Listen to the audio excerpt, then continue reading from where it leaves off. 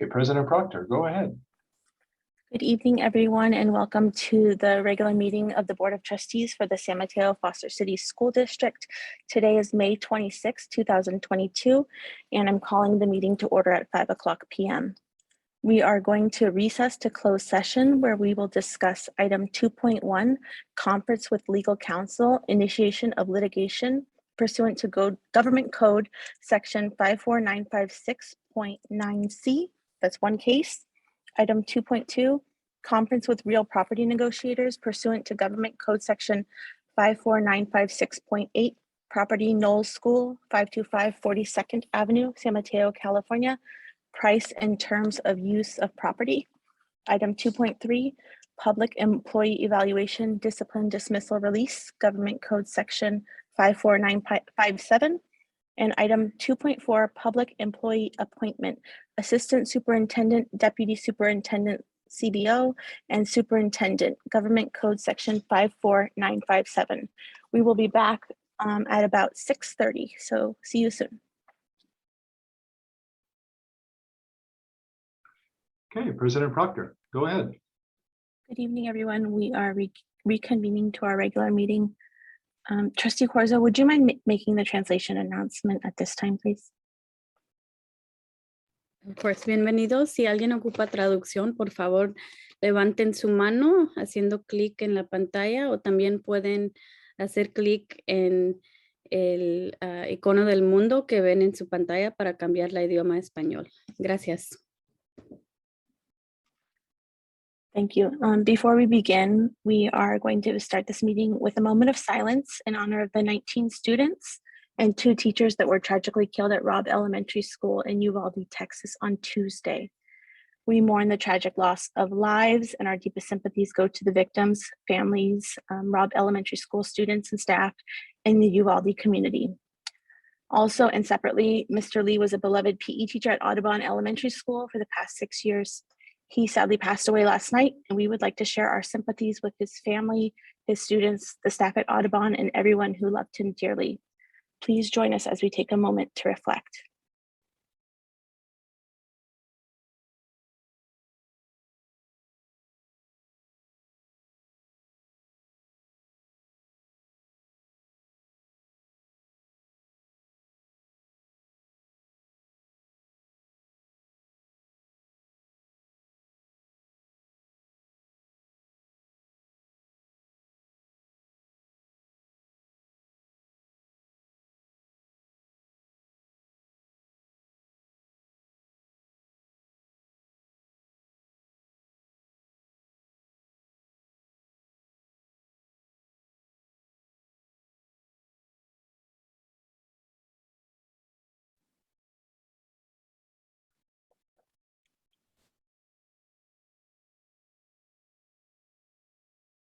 Okay, we will move on, and we'll have various points of public comment tonight. So I will move on to item 3.1, report out of closed session.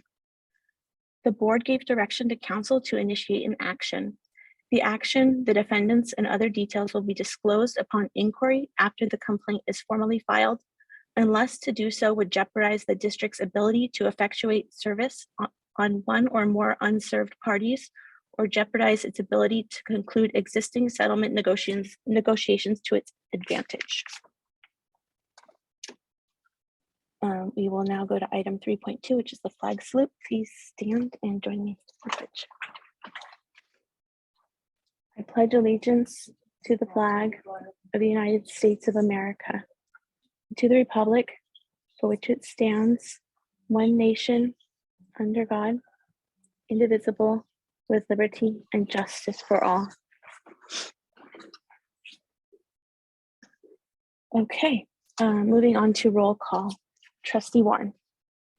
Yes. Trustee Chen. Yes. Trustee Corzo. Present. Trustee Chin. Here. And I am also here. Item 3.4, approval of the agenda for May 26, 2022. Motion to approve tonight's agenda. Second.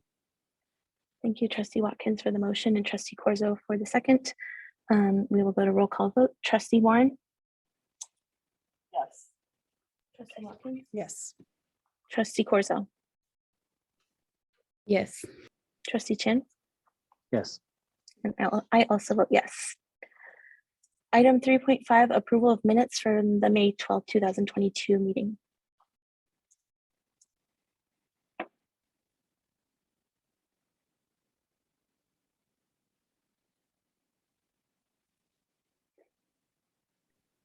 Motion to approve. Second. The motion was from Trustee Chen. I heard Trustee Warren, was that you? Second? Okay. And we will go to roll call vote. Trustee Warren, Yes. Trustee Watkins, Yes. Trustee Corzo, Yes. Trustee Chen, Yes. and I also vote yes. Okay. We will move on to item 4.1, public statements related to non-agenda topics. The San Mateo-Foster City School Board cannot act upon any matter that has not been included and publicly posted on the agenda, except under limited circumstances as permitted by law. The board may refer matters raised in this forum to staff for investigation and/or action where appropriate. Please limit your statements to 3 minutes. And we do not have anybody that I think wants to speak in the audience here, so let's go to Zoom, please. Yes, for those that may be joining us for the first time and would like to make public comment to the board, please use the raise your hand functionality within Zoom. Again, this is for anything that will not be discussed later tonight, so non-agendized items. So hands for those that would like to make comment.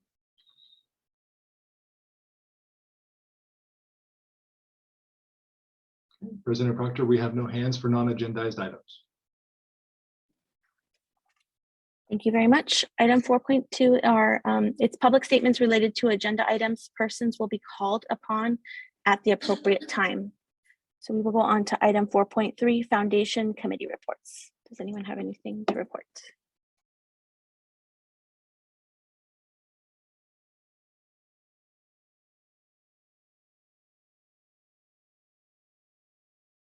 I'm happy to do a quick report out of our Sanctuary Task Force. It was our last meeting for the year, and we reviewed some highlights of everything that was worked on this past year, and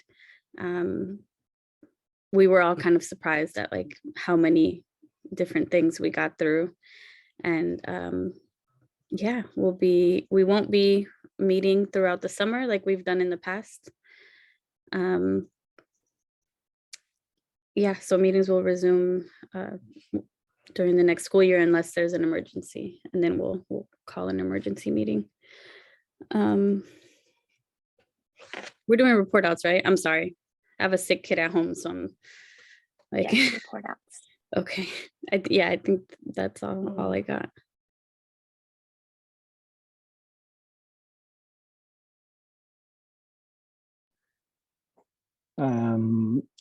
Just to report out, as I forget what committee this is technically called, but for the educator housing, I attended the Jefferson Unified School District's grand opening for their educator housing last Friday and a half ago.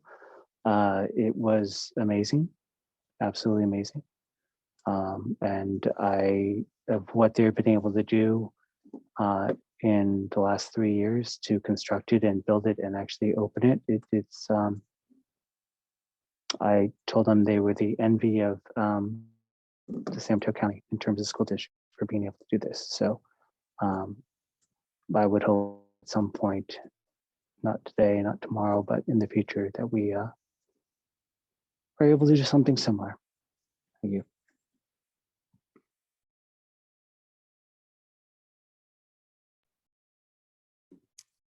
I attended part of, and Trustee Proctor, you can jump in with anything additional, part of the Equity Task Force meeting. Similar to previous meetings, the task force was digging into some of the board policies and administrative regulations addressing school discipline, and they were looking at weapons and dangerous instruments. We'll see some of those policies that were discussed a couple months ago brought before us tonight, and they'll continue to discuss policies and that will be brought forward to the board. I don't know if you have anything to add to that. No, Okay. it is a quick meeting. When I got on, it was wrapping up. Okay, sounds good. And then also the Education Foundation met. I actually had to hop off of that one early as well. I don't really have any significant updates. I believe Superintendent Ochoa, you were there. I'm not sure if there's anything of note to share. I mean, I'll plug the gala. I'll take this as an opportunity to plug the gala, which is October 21st. And we're working on the planning for that. And Superintendent Ochoa, if you have anything else to add about the foundation, please jump in.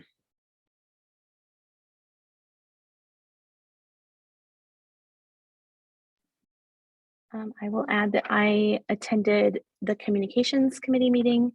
We talked about the rollout of the website and also the new parent and teachers communication tool that will be coming out. So we can look forward for more information on that.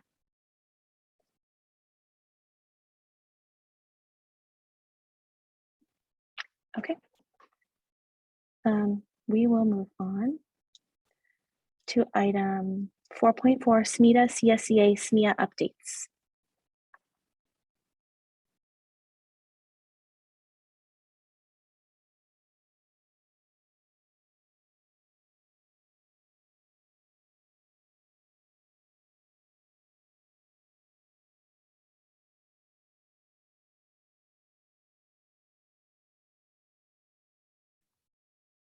Good evening, everyone.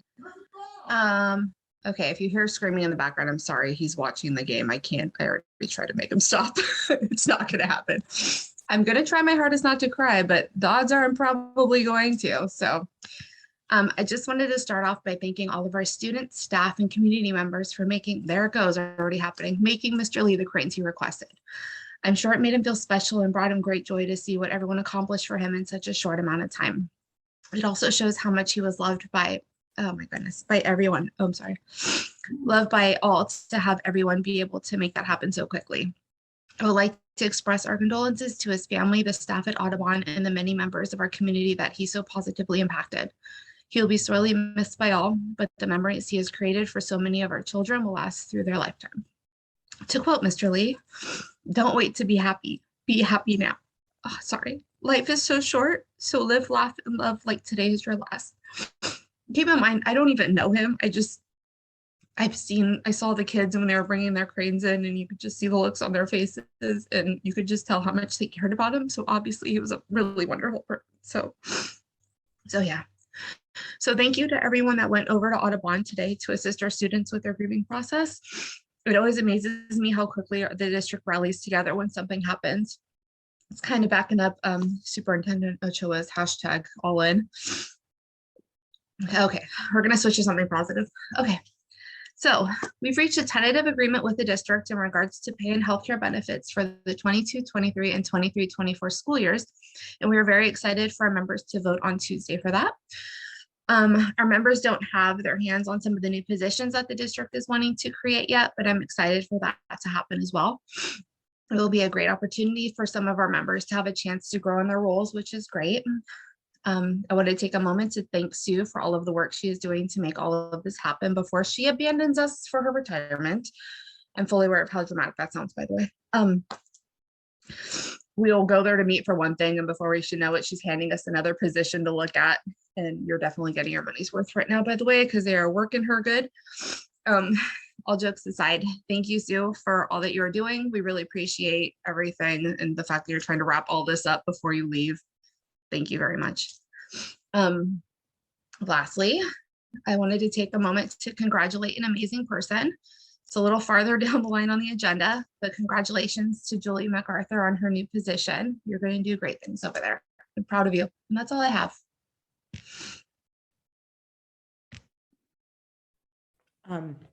Thank you, Alicia.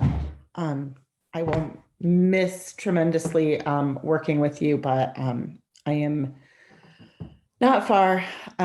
So thank you. And I thank you for your words about Mr. Lee. I want to echo everything that you said. I know our SMETA members who knew him well are really suffering. But I also want to acknowledge that, you know, we did pull together. I know counselors from across the district went to support the Audubon community. And I want to acknowledge that, you know, this is tough. It was tough for the kids. It's tough for the teachers. It's tough for everybody. But I do appreciate the love and concern and compassion that we were able to show. And I don't know who's going to take that position next year, but it sounds like they were pretty incredible shoes to fill. So I also want to acknowledge that coming up at 5th grade promotion and 8th grade promotion ceremonies, the recipients of the SMETA Social Justice Award will be honored. As you know, we started a tradition about 5 years ago to honor students in our community who hold up the social justice component of unionism. Our 8th grade students, I won't reveal any of the names, though I know who they are. I'll wait for the big reveal at their individual school sites, but our 8th grade students will be honored with a financial award, and our 5th grade students will receive a book with themed on social justice, and everybody will get an award. So I want to right now prematurely congratulate all those recipients and just let them know that we are incredibly proud of you in our organization, and we're very happy to be able to really happy to be able to honor you and your work as up standards in your community and with your peers. The only other thing to report is we are wrapping up CASP testing across the district. I know teachers are working hard to support their students in that endeavor, and we appreciate the hard work. So those are all my remarks. You're not quite done with me yet, Alicia, by the way. So we will have to plan something, a way to celebrate the work that we've done together this year. So with that, I wish you all a great rest of the meeting.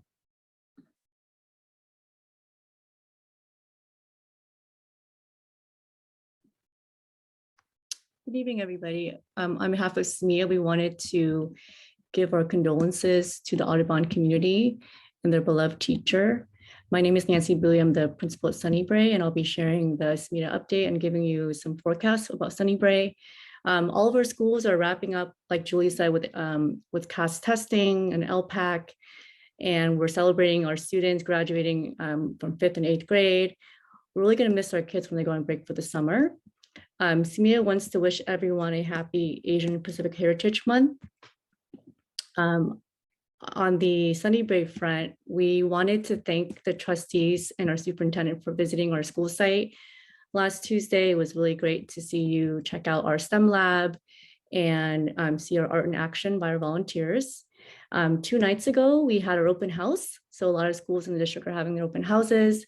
I wanted to thank the district math team, so Robin Lovell, Amy Burke, and our district community service specialist, Veronica Caballero, came out and did an SU math presentation. It was incredible. It was standing room only. It was very interactive. And a lot of parents got to see a couple of volunteers, kiddos come up and play the game with Gigi in the presentation. So it was awesome. Some forecasts for you at Sunnybray. Next week on June 1st, we're going to have our first ever community resource fair. We have 24 community partners that are coming. So orgs such as Good Samaritan, Second Harvest, Faith in Action, HIP Housing. So they'll be coming to engage with our families. We're going to have the fire department coming out to cut hot dogs and burgers for the attendees. So we're super excited for that. June 2nd is our 5th grade IB exhibition night. When Trustee Warren visited Sunnybray, she said that the kids presenting the IB projects is akin to PhD students giving their dissertation to get their doctorate degrees. So I thought that was such a wonderful analogy, and I invite everybody to come and check out wonderful presentations. And it's going to be about 2 hours starting at 5 p.m. And then I really want to use this opportunity to thank some people at our school. I want to thank our PTA and School Site Council for their support this year. And most recently with Teacher Appreciation Week. So I'm just going to name some names. I want to thank our PTA president, Brianne Myers, PTA Mike and Tori, Bridget Doherty, Maggie Twin, Jackie Vargas, Charlotte Chang, who is our SEC chair, and then a special thanks to a longtime PTA member of our community.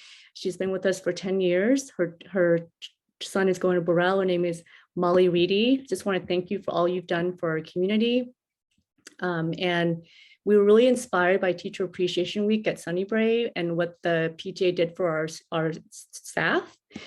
So our care team is going to be doing a Student Appreciation Week, and it's going to be June 6th to 10th. And we chose that week because June 12th is International Day of the Child. So we thought that was a really great way for teachers and staff and students to appreciate one another and really give them, a lot of love and care and show that in a meaningful way.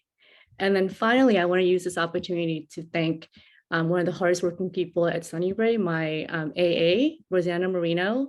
I know it's just classified Appreciation Week. She hates being recognized publicly, so I'm just going to do it now. She's my right hand. She's somebody who I lean on. She's my rock, and she's actually has been at our school for over 20 years, started as a parent, then became PTA president, then worked as an AA. So thank you so much, Rosanna, for being the glue that holds our school together. And I don't know what we would do without you. Thank you so much.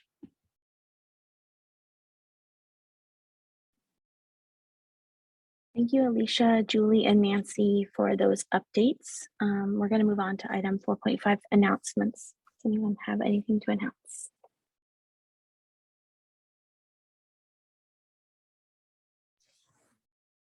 Not sure that this falls under announcements, but I just wanted, following up on Trustee Proctor's opening, I just wanted to take a moment to acknowledge the tragic events of this week and the impacts that that's had on our community.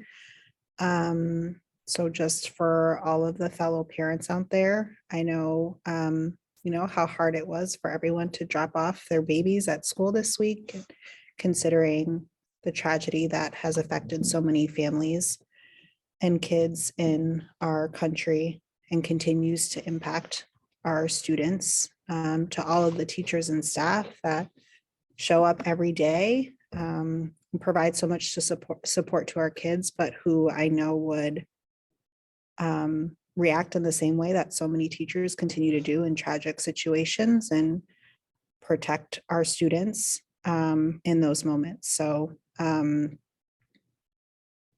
it's been a really rough week.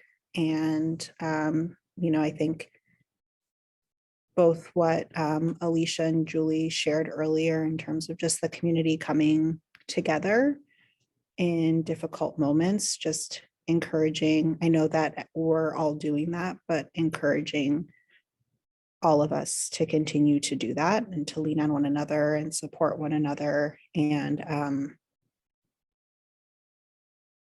I don't know, there are no right words, but just a moment of acknowledgement and gratitude for all of the folks that continue to protect all of our kids.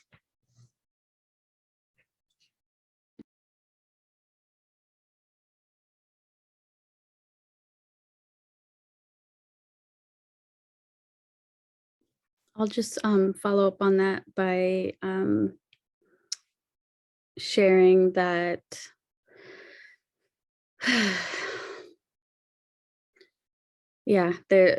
I know there's a lot of worry and grief and fear, and I've just been hearing a lot from folks that we also have to act, and that means being very mindful of what organizations who lift up the fight against gun violence organized around on an ongoing basis, right?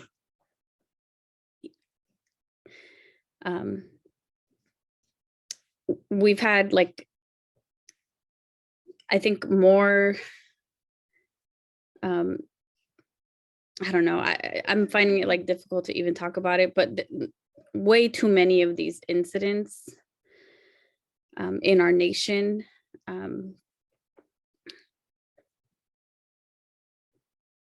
And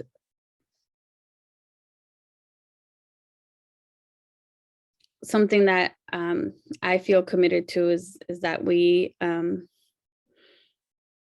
act. And so with that, so we'll have something agendized on this topic in our next meeting. But yeah, I don't know what else I can say about it. Sorry, I'm struggling with words today. But also just want to like express my gratitude to all of our teachers and all of our staff, and to Superintendent Ochoa for sending out an email, and our principals for sending out emails, so that families know that it's on our radar, and that we will do everything that we can to make sure that nothing like that ever happens here.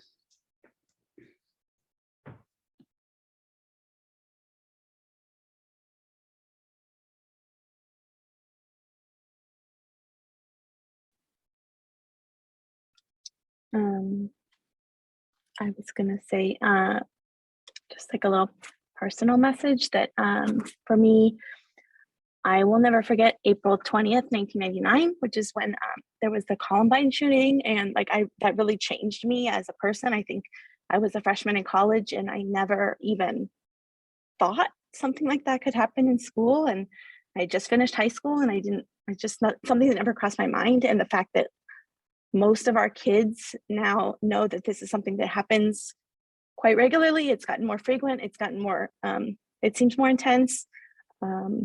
It's really sad that nothing's changed so far. And I hope that we can do something to make a difference. In addition, I don't know how many other parents out there have basically had conversations like I've had with my kids, where I've told them, if I know there's drills and things, but if you can hide, get really small, and if you have to run really fast. And so I'm just sad that those are the kind of conversations we have to have. Just want to thank the teachers and staff and administrators for loving our kids, and just want you to know that we all love you right back, and we'll do what we can to keep everybody safe. So just thank you.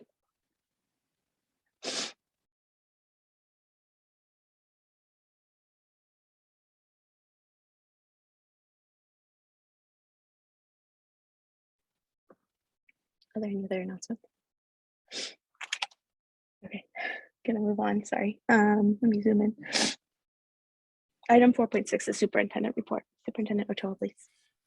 Thank you, President Proctor. My first comment is to share in the reaction to and the response to the events in Texas this week. As an educator, you're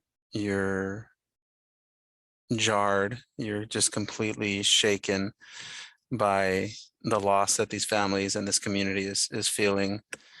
And as an administrator, you start to think about your schools. I want families out there to know, as a school district, we're initiating work at every single school site to pay attention to our physical facilities, to the social emotional supports we give our students, to make sure that from this circumstance, we come together as a school and district administration to implement responses to the needs in our own campuses and in our own communities.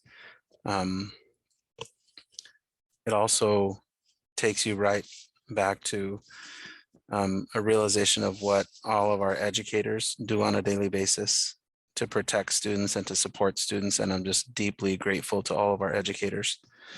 and how hard it is for parents to drop their children off at school after an event like the events this week in Texas takes place. I want to send out my condolences to Mr. Lee and his family, to the entire Audubon community. It is devastating to lose a beloved person of your school community. Our hearts go out to everybody who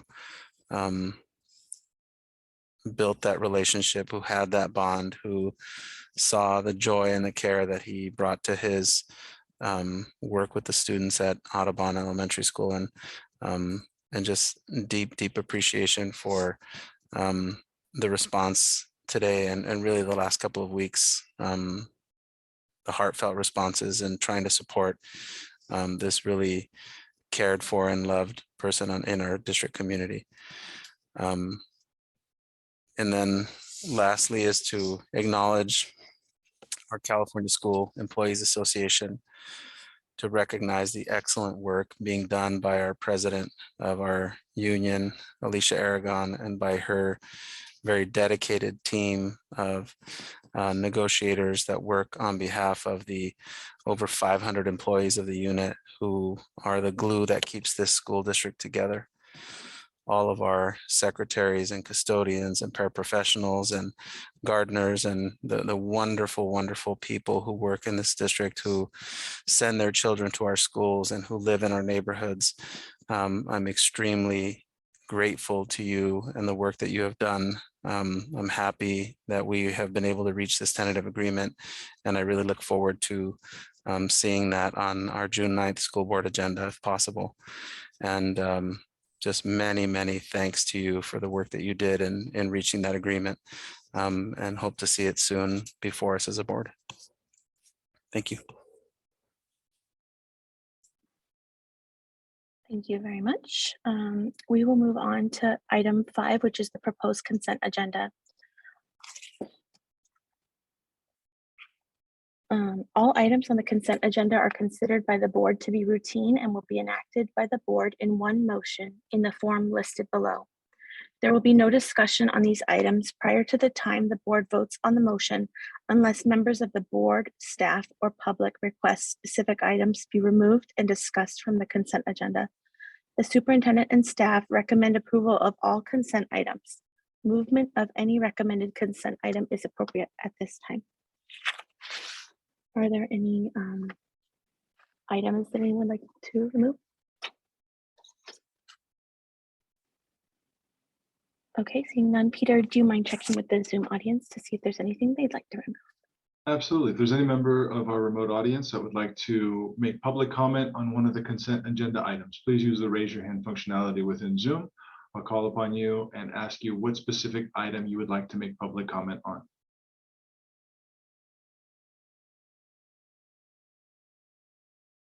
President Proctor, we have no hands for consent agenda. Okay, thank you very much. Anybody want to make a motion? Sorry. Motion to approve. Second.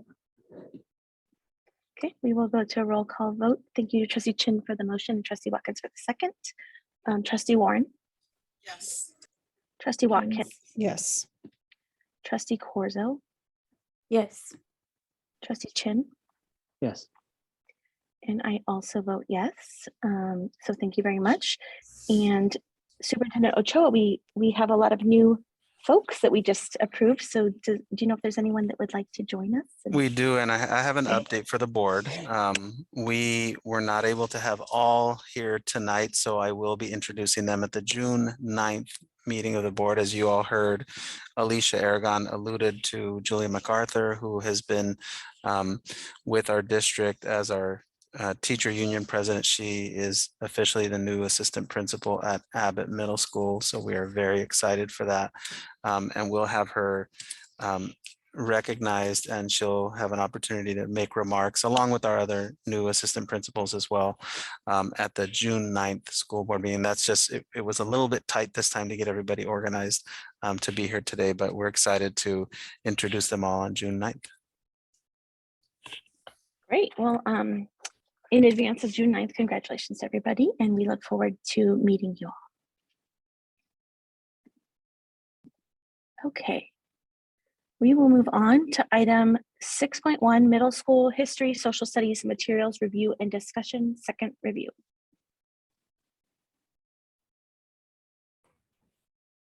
All right, good evening. David Chambliss with Ed Services. We had an excellent discussion in the last board meeting about the proposed adoption of the history social studies curriculum, and received direction in effect from the board and from the superintendent actually to come back with a little more information and an opportunity for a second discussion before moving hopefully to approval at the next board meeting. So we are back again this evening, and I have some important colleagues with me this evening. I'm going to do a little bit of an introduction, and then we have the opportunity to hear from 4 outstanding middle school history social studies teachers that I expect can answer many of the questions that you had about features of the curriculum that they are excited about, as well as the strategies and content that will promote greatest engagement and learning by our students. So I am going to very quickly share my screen with you, and then it looks like Peter is already bringing our folks up. So, and then I will have them join us very shortly. All right, very good. Okay, so just wanted to remind you that there was a broad collection of folks who were involved in this pilot, and the 4 folks who are joining us tonight are Fernando Figueroa from Abbott, and Joe Spina from Bayside, and Catherine Hoffman from Burrell, and Amelia Hollingsworth from Valditch. And they'll give you very much the details about the rationale for their proposed adoption. Just again, to refresh our memory, we're coming to you with a recommendation for a Teachers Curriculum Institute program called History Alive. I do want to acknowledge that since the last time we spoke 2 weeks ago, we actually did some additional conversation with the TCI folks around our order, and realized that we actually had slightly under ordered for the students and staff that we have. So I'm actually coming back to you with a slightly revised total figure here. That's an increase of about $24,000 on the curriculum side. So that's noted in this slide here. And basically, just to give an explanation, is we'd actually ordered accurate to the current projection. And then I discovered that, in fact, we actually make it a habit of ordering slightly more, adding a little bit of a percentage increase. And that was not done in the initial quote. So we're back to you with that revised quote. And then with that information, I'm going to invite Joe, if he would go ahead and unmute. And it's sort of a 3-step sharing with you tonight from all 4 teachers. Tell us a little bit about the process and timeline in your involvement, what you're excited about with TCI, and offerings of perspective about its inclusion strengths. So Joe, can I turn it over to you? Yes. Thank you, Superintendent Ochoa, Assistant Superintendent David Chambliss, and board members. Thank you. My name is Joe Spina, and I'm a 7th and 8th grade social studies teacher at Bayside Academy. I'll begin by providing a brief overview of the process for the piloting of the McGraw-Hill Impact and TCI curriculums and textbooks and materials. I began piloting McGraw-Hill's Impact materials on January 18th and used the curriculum materials for 1 unit of 8th grade level instruction. The unit was entitled A More Perfect Union. This unit covered Chapter 5 of the curriculum. I used printed materials such as the inquiry journal workbooks and had students create a foldable to use for unit notes. This was part of the strategy suggested for the unit. Students worked a bit over a month on the unit. The impact materials provided the teacher a choice to present the materials in computer-based, hybrid, or printed. I chose to go with the paper or printed version, meaning the students used the textbook. One was distributed per student, printed inquiry journals, and all the materials were paper-based or physical. I found that the students did interact with the materials in textbooks and inquiry journals. The students were able to complete the unit of study and complete an assessment at the end, 4 essay-style questions for a writing challenge, and they used their notes foldables and vocabulary sheets for assistance. I then piloted the TCI, or Teachers Curriculum Institute materials, known as TCI History Alive. The pilot began on March 8th and went until April 20th. I chose the Lesson 11 unit for the pilot program. I distributed textbooks and each student received a workbook for the unit. All materials are able to be used as printed, digital, or hybrid. I chose to use printed materials for the unit. Students completed the assigned unit workbook pages and activities and unit assessment. Why TCI and why I'm excited about the program? I chose TCI History Alive for many reasons. First of all, all parts of the curriculum are able to be used digitally, printed, or hybrid. The digital program seems to be readily available for teachers to create lessons from a menu of options for each unit of study, teach inquiry-based lessons, use assessments, or make custom assessments. TCI enables each unit to have many menu options for teachers, such as complete lesson guides, preview, activity, vocabulary, processing, investigating primary sources. What I especially appreciate about TCI's materials is that for every unit and grade level, the unit is laid out in the same exact fashion, meaning there's always a lesson essential question, preview activity, processing, and investigating primary sources. Therefore, a 6th grade teacher is able to present the units the same as the 7th or 8th grade teachers. And the students are able to have consistency of lesson formatting throughout their middle school social studies learning experience. Each unit is aligned to an essential question. Amazingly, each unit has an activity, and the activities include debates, acting out activities, response group games, and hypothesis exercises. There are many more types of activities. Every unit lesson has an activity. Many activities have placard cards for teachers to use during the activities. The activities are each structured, have scripts for teachers, materials for students to use, and a lot of support within. For every unit, there's also a processing exercise. This enables the students to use their workbooks and complete a processing challenge. To kick off each unit, there's also a geography challenge. The teacher moves through the unit using slides that are provided by TCI for every unit of study. Therefore, the teacher uses the slides during every lesson to guide students through the daily tasks and learning objectives. This is a worthwhile part of the curriculum structure. For every unit, there are further learning pieces for teachers to offer to students for enrichment. These are additional readings and workbook activities or challenges.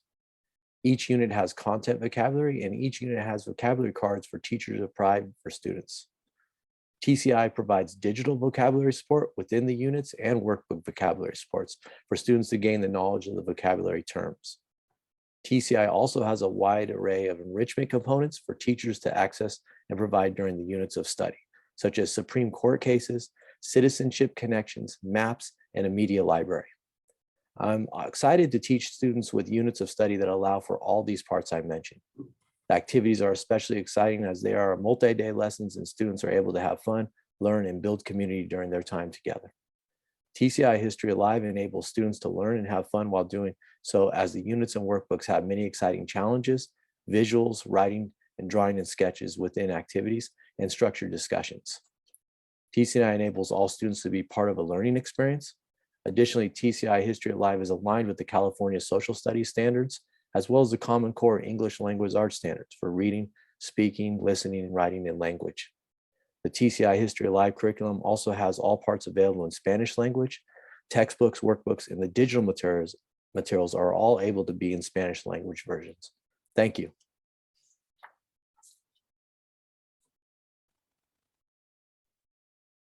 All right, Joe, thank you very much. Next, we'll go to Catherine from Burrell. Hi, I don't have anything on my slide prepared, but I'd like to speak a little bit about TCI and the choices that we made. I was very fortunate to work with a great group of people on the adoption. It was fairly easy to go through the materials of all the other curriculums to bring it down to what we were looking for that had the most potential and the best supports, both online and in person, for Spanish and English. And we really vetted our products that we chose to finally pilot. TCI was the choice not only of myself at our department meeting for social studies.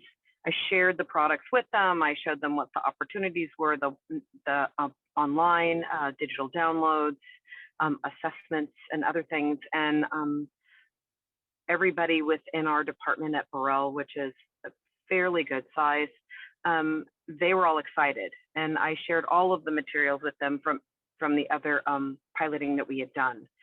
And we have already used TCI. It's been in the district before. Some of the materials these other teachers, these other social studies teachers have been using as supplements.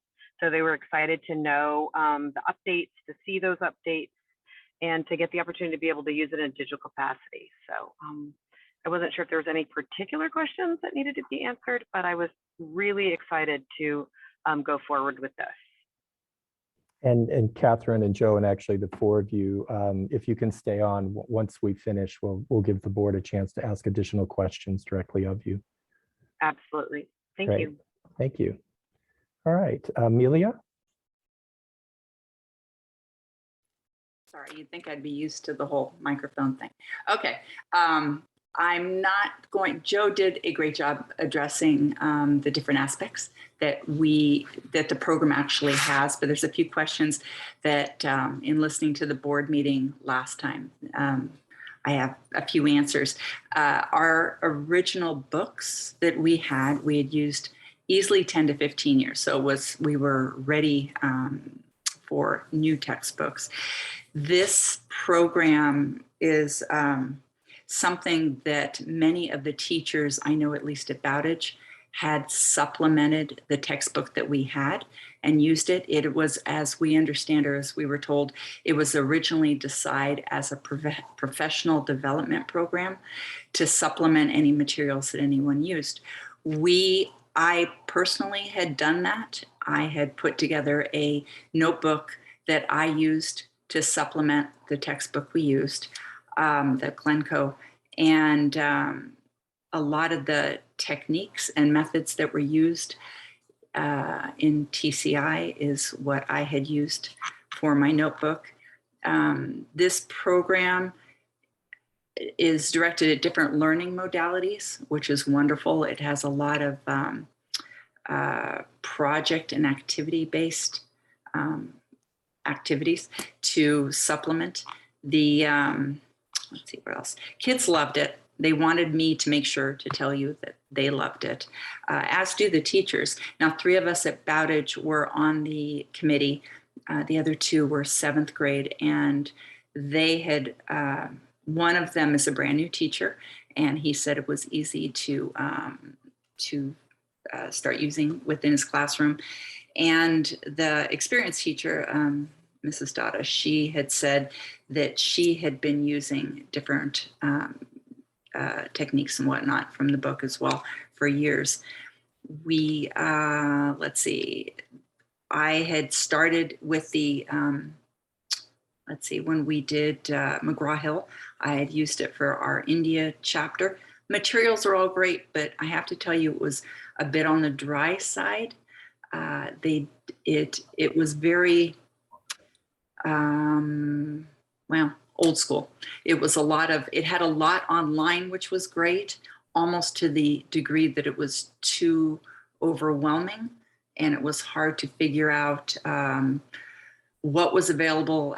The kids had trouble going online and actually using the materials, where with TCI, no problem at all. They were able to log on immediately.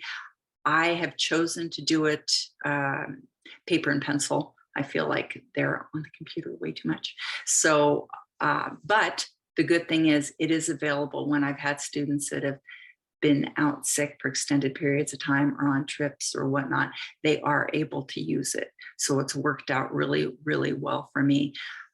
I can't say enough about it. I'm very excited about it, and I look forward to using it next year. And going through the rest. We had a quick training. I'm looking forward to going through the rest of their training so I can implement all different parts of the program. All right, thank you, Amelia. Thank you. And finally, Fernando, please, from Abbott. Hi, hello, members of the board, Dr. Ochoa, David. Joe, great job. That was really nice. I'm just gonna get to the point.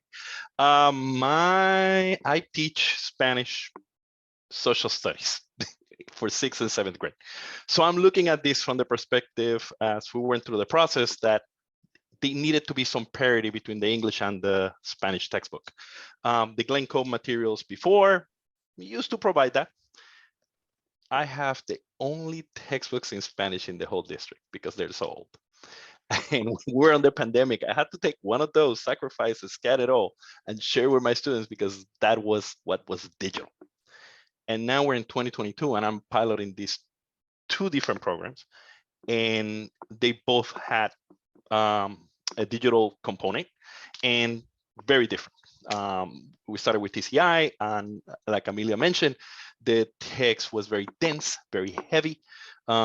Many of my students are second language learners, so it took the lessons were more difficult to get through because there was much more language.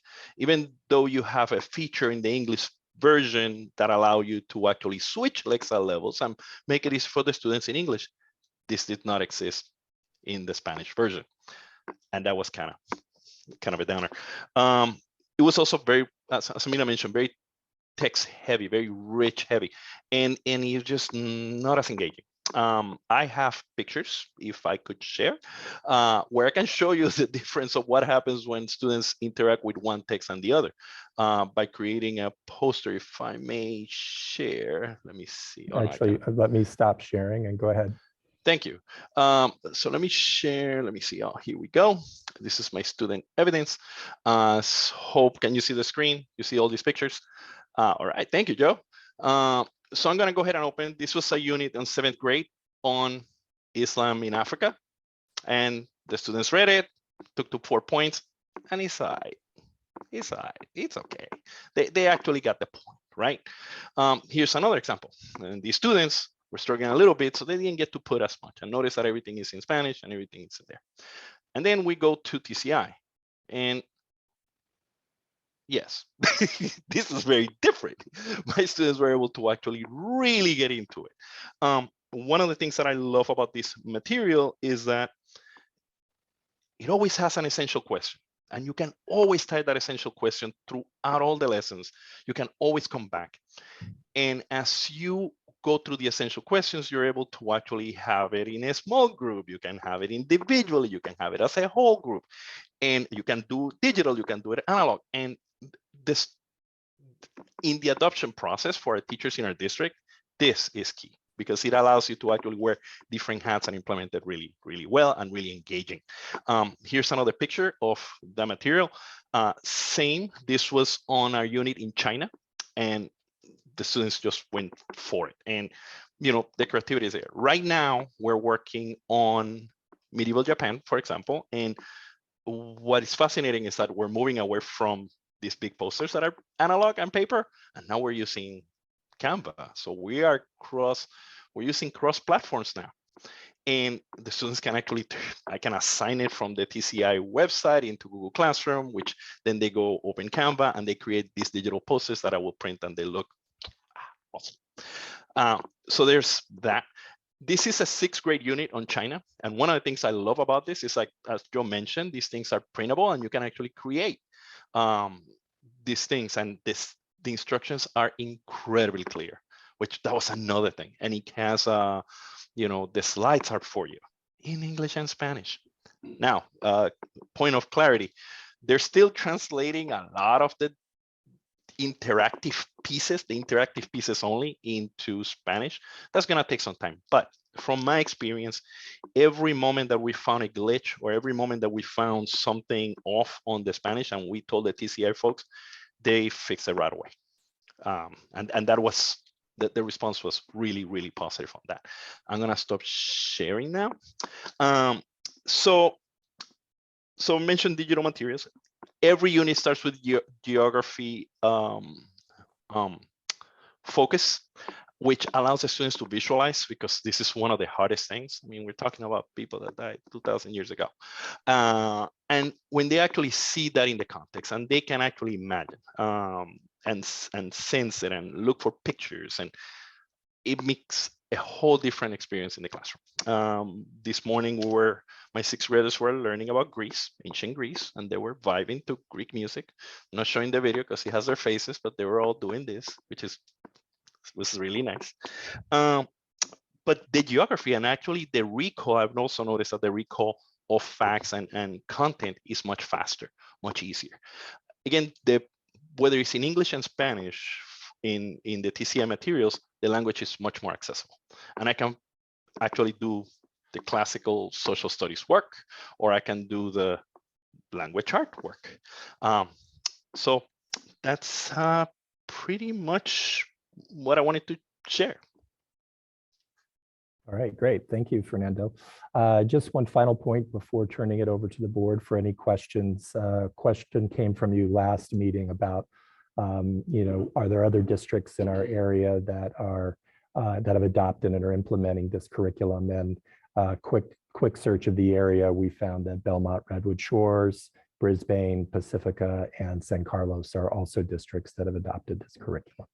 So we're in good company here. All right, thank you. And the four of you, of course, would stay on in the event that there are specific questions from the board for you. Turn it back to you, President Proctor. Thank you very much. Are there any clarifying questions from the board? I have a couple. Thank you guys for being here. One question I had was around criteria. You all kind of spoke about the different things that you were looking at, but I was wondering if there was kind of a uniform rubric or criteria that you were using to evaluate the curriculum. And so that's like part A. And if the answer is yes, if you could share a little bit about what was included in that.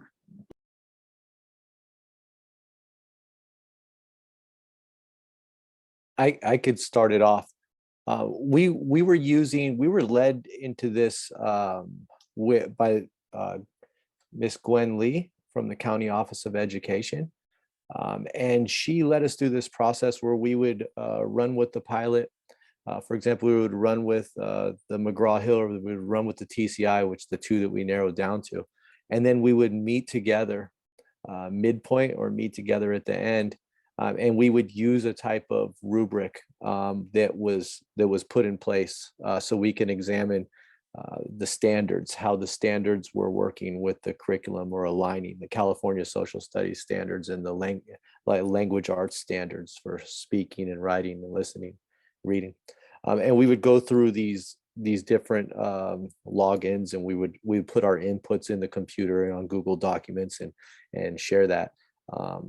Those pieces are there where we did collaborate as a group in a room or online, and we did fill out those forms. And especially we would meet also with our grade levels. So I was working with other 8th graders, and then some other teachers working with our 7th graders, and some with 6th graders, and then we would narrow it down that way, using those cues of those standards to try to see how that's going, the rubrics.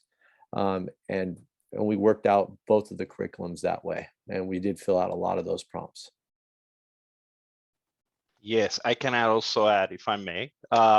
Yes, we have a gigantic Padlet, gigantic, where time was very efficient. I mean, we were, we're all busy, we're all trying to do things, and I have to say, Gwen was very good at actually facilitating and keeping us on track. It's very easy with so much material to go different places.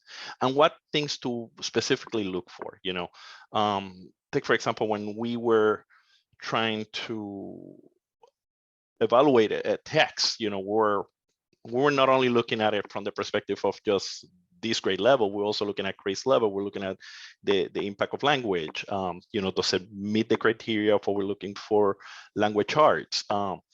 And that is another turning point that, we all very conscientious that we're not just social studies teachers, we're also language arts teachers.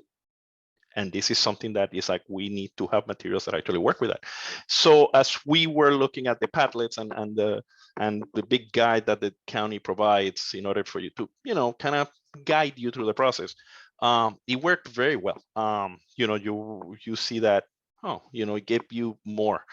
Take, for example, the issue of geography and the essential question. That was a really good one, that it made criteria that it was accessible to everybody, where you were able to explain it in different ways. And most importantly, how does it connect with today? And that was another piece. And I could add on to Fernando, during that process, it was great that we were able to collaborate on these pieces with that rubric after we would run with it, so that our evidence was not just anecdotal. It was, we worked it out in the classroom. I went for almost over a month with the TCI and with the McGraw-Hill. And then I actually had, just like the other teachers, evidence, this is what I came up with their writing pieces, with their speaking pieces, with our class discussions. So we actually had inputs that were very specific on those rubrics that connected to language arts, or connected to how well the standards mixed with students learning English, or, different levels there. Or just in general, how well did this curriculum mix with social science curriculum, California 6th, 7th, and 8th social science curriculum. So it was really, really well done, because we had that evidence to bring into those pieces. I want to add in a little preemptive. Before we even piloted, we actually scoured through probably 6 or 8 different curriculums. So everything that we did during the pilot, how is it implemented? How are the students taking on this information? Where is the bigger picture with the language arts, and or how does it integrate into anything else or into the next level? And we did that before we even piloted. So all the curriculum that we chose not to, we sat with it. We got the books, they were delivered to our schools. We had all these essential requirements that needed to be done. And we vetted it before we got to the end, going, okay, so how about this? And then when even I think we even had another one on top of that. Okay, let's sit with it. Like, these are the top 3 or these are the top 4. Now let's figure out which ones do we want? Do we have forever? We don't. Let's be efficient. And then we scoured through each one again and went, well, we thought that, but that's not it. And so we reified until we came down to the finals. So we were efficient with our time. We were very cognizant of what we wanted, knowing what we had, and how, it needed to move forward, given, the digital requirement that we will have the need for, I'm sure, on another occasion, or, students' absences or whatever else. And so, yeah, we were efficient, and I think we worked really well as a team. I appreciated their time and their input. I appreciate what Catherine just shared, because I didn't, think about including that, but we did start off with 5. And before we even got into, any of the piloting, like she said, we sat down with the rubrics and we looked through the books. We felt the books out. We read the books. We looked at from student perspectives, from Spanish perspective, speaking student perspectives. We were struggling through words. And so we got a choice where we saw 5 great pieces, curriculums, and they all look great. And initially I remember thinking, wow, TCI, I don't know. And then, wow, I really like this one, this National Geographic one. I really like this one or this one. But then when we got down into the messiness of it, we ultimately would say, no, that's not one that we need for our district. And then the other ones started rising up more. And then we would get into it. And then we narrowed it down to the 2. because they were just the two that we felt would be the strongest for our district. And then we ultimately tested out, and then the TCI was really able to be ran. I would also like to add that our district has an enormous history with TCI. In my classroom, I have from our original TCI adoption over 20 years ago, the original TCI materials that have cassette tapes and overhead projector printouts. I still have those binders. I have 5 binders from that. And I know teachers who are well into their retirement who ran with that in the 1990s. And it was known that TCI was always something that was hands-on. There's activities. You might have to, for example, Fernando's teaching 6th grade ancient civilizations. There's one activity for early man, and they're still running with almost over 20 years. They've refined it where that first unit of early man, you have to turn the classroom into like a cave. And the kids are trying to work that out through this activity. So our district does have a history with TCI. And when I came into the district, I was handed those binders as a supplement, saying this stuff works. This is a supplement to your curriculum. Run with it. And I've always supplemented my curriculum with TCI materials. And I've always felt confident in that. And it has been some of the best materials that I've been able to give my students over the years creatively. I think sorry. Our criteria changed as we went along. I think initially, because our textbook was so old and had nothing, we wanted all the bells and whistles. And as we looked through, not that we didn't get this, I mean, they all came with it, but we looked at it and there were specific things. As we looked at different books, there were specific things that we looked for that were important to us. To give you an example, one thing that had impressed us at one point was National Geographics, because of, the pictures, of course, as you would expect, were just phenomenal. And that was very impressive. And but as we went along, we realized maybe that didn't have everything we were looking for in the program. So that it changed. And we started in the very, very beginning, we all were sold on TCI because of our experience. And then our opinions changed as we went along. But then as we went back and really looked in it, we realized that in fact was what we were looking for. Thank you for sharing. I have one follow-up, which is as a part of kind of the criteria that you all were using to evaluate, was kind of culturally responsiveness a part of that? And if so, can you speak to that? Thinking about, diversity of authors, thinking about how we're, centering the experiences of diverse communities and cultures, those kinds of things. If you can talk a little bit about if that was a part of the criteria, and if so, how much that factored into it or influenced. I know you spoke a little bit about the language access, which is a little different than kind of the cultural representation. And cultural responsiveness. I can talk about that. So this was one of my biggest issues with our previous materials. How is it possible that our old materials had 52 pages about Rome and only 12 pages about the Americas? And it just seems like, when I have a classroom full of students that are Spanish speaking, and only this much of their history, you have to rush and supplement. And so obviously our own materials were outdated. As we went through the process, this was one conversation that we had. And we're like, how do you balance this out? How do you actually make it accessible? How does it relate to the student? And as we were looking to the materials, that was one of the pieces that we were looking at too. Does it provide different perspective? Does it bring different inclusions? The TCI materials, for example, right now we're in medieval Japan, and we're looking at a period where women are at the center of it all, and we're like, wow, that's something that I would have never considered before. And it was like, wow, this is really nice. The students are really understanding it at a deeper level. That is it's not just history from the top, it's history from different views and different perspectives. The activities, the group activities that are really well organized, allow for that practice and that's those different discussions and points of view. So in that sense, it was it's a balance a more balanced material than what we used to have. And as we went through the process, and I have to say, just as an add-on, as we were having the discussions on selection, I'm gonna share. I was intimidated by the people I was working with.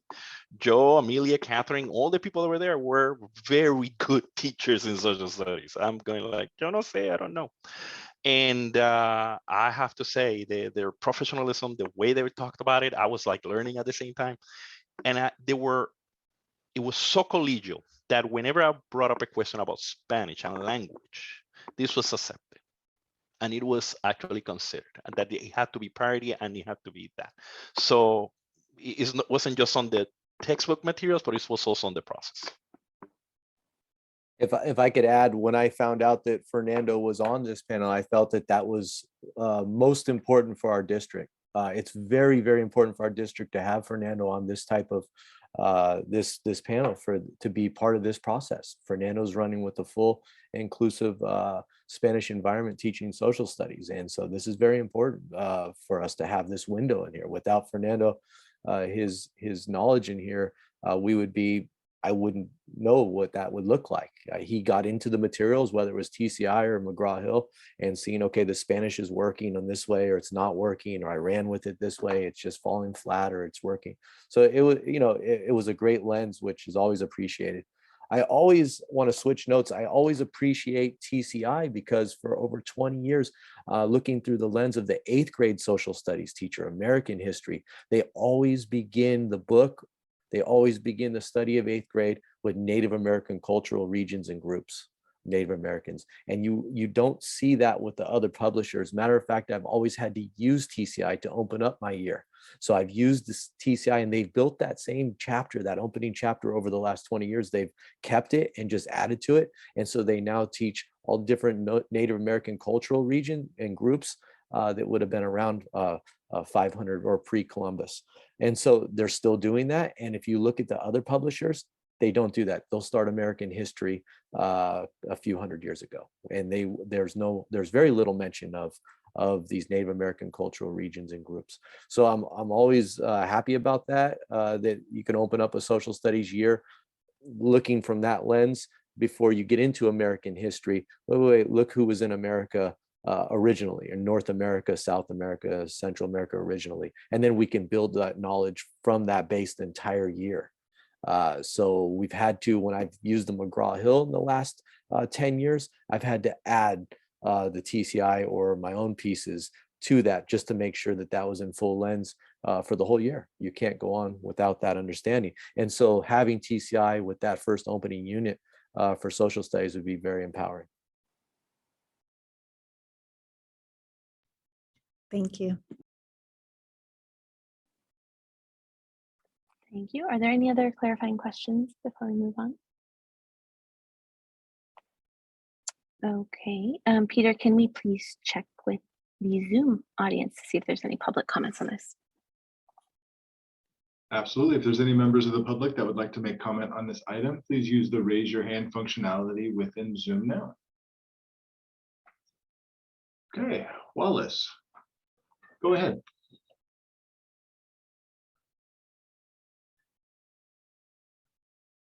Wallace, are you there? You may need to unmute yourself.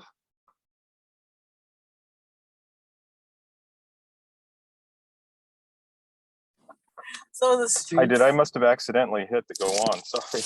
Hey, you know what? I was just listening in. Thank you, Pardon? Wallace. Yeah, sorry. Okay. We have no other hands for public comment. Great. Bringing it back to the board for board comments.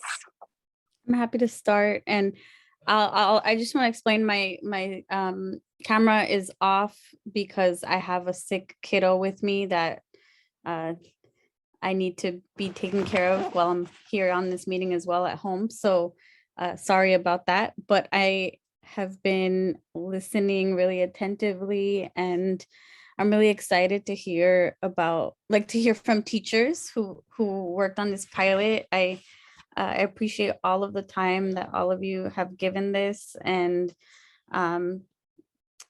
thank you for, in the past, like going the extra mile and putting and creating content that wasn't there that should have been. And I'm excited that this curriculum, just has that already to pull from.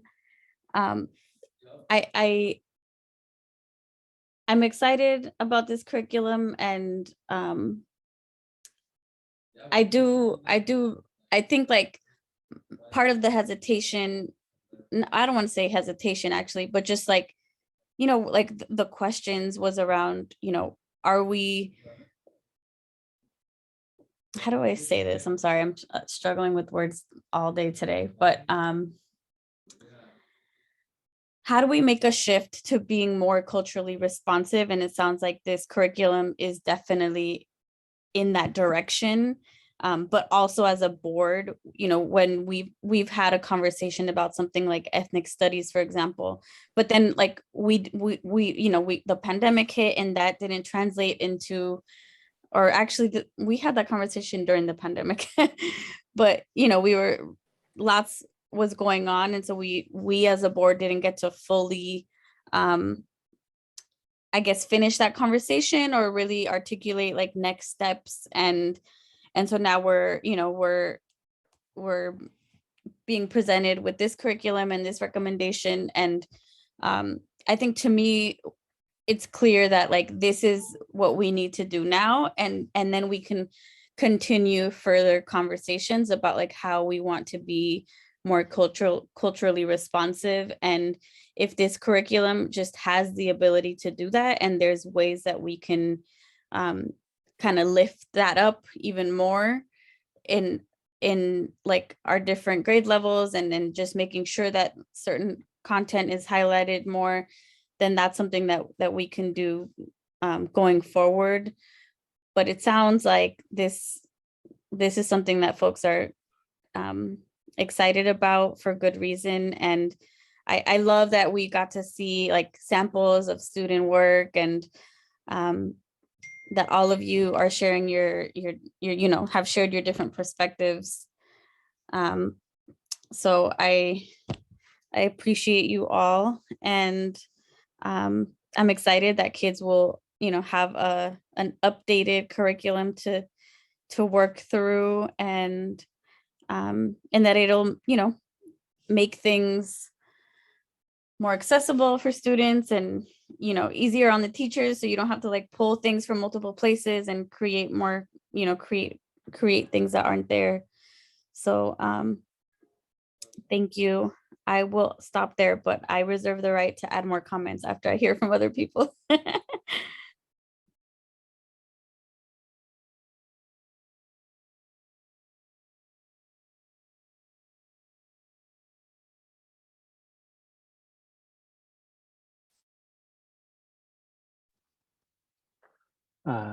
I just wanted to thank you guys for all your hard work on this and all the work you put into the curriculum adoption. And the presentation is great. Hearing from you guys, it really speaks volumes when we hear and see the difference and the methods that you guys went through to make this adoption a reality. So thank you.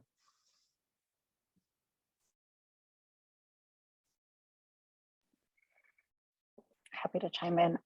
Yeah, thank you all for being here tonight, for following up on some of our questions, lots of my questions about this curriculum, for taking the time to dig in and pilot and ask lots of hard questions. I know there's a lot of considerations when thinking about curriculum, right? There's thinking about rigor, there's thinking about alignment to standards, there's thinking about access for students, right? There's thinking about engage, like there's so many things to consider. It's kind of why I was digging in a little bit to kind of just, what were the considerations? You all spoke to that kind of, as you were each sharing a little bit about your why. I'll say that, and I share this kind of at the last meeting, I'm a little bit grappling with this kind of to Trustee Corzo's point, around just like the culturally responsive element. Not that I don't think this curriculum might have that, just that and a little bit, I think that this is, on like us as a board in terms of, I would like for us as a board to be clear about curriculum adoption moving forward, going through a process that really ensures alignment to particular elements of cultural responsiveness for any curriculum adoption. But that wasn't something that we said needed to happen, right? So it feels unfair kind of afterwards to say, and now we should have looked at these 20 criteria, and because you didn't do that, so I'm a little bit just grappling with that, feeling like, oh, this is such a big investment. It's such an important curriculum to be thinking about cultural responsiveness.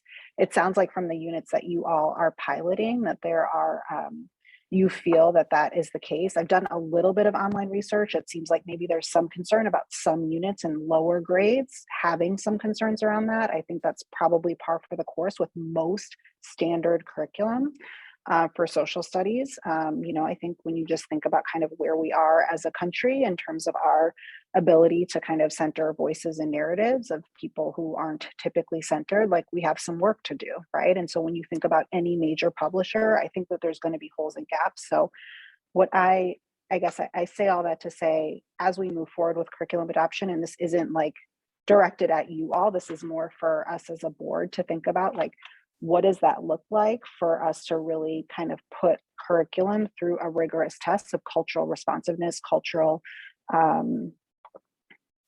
and I would like for us to have that conversation. I know it's something that was included in the equity resolution that never kind of came to fruition. So I'm interested in the equity task force digging into that a little bit as we think about kind of curriculum adoption moving forward. And then as it specifically pertains to this, I'm interested to hear a little bit from kind of David and team around what our specific plan is to really look at every unit and for you all to be supported, right? I don't want it to feel like, as a teacher, I need to be thinking about supplemental resources for every one of the units, right? Like, how can we as a district support you to ensure that if there are places where we need to supplement, where we need to make sure that our students feel seen and heard, represented, that the district is providing those kinds of resources. So I'm really interested in hearing, like, what is that really specific plan for how we're going to do that as we roll this out?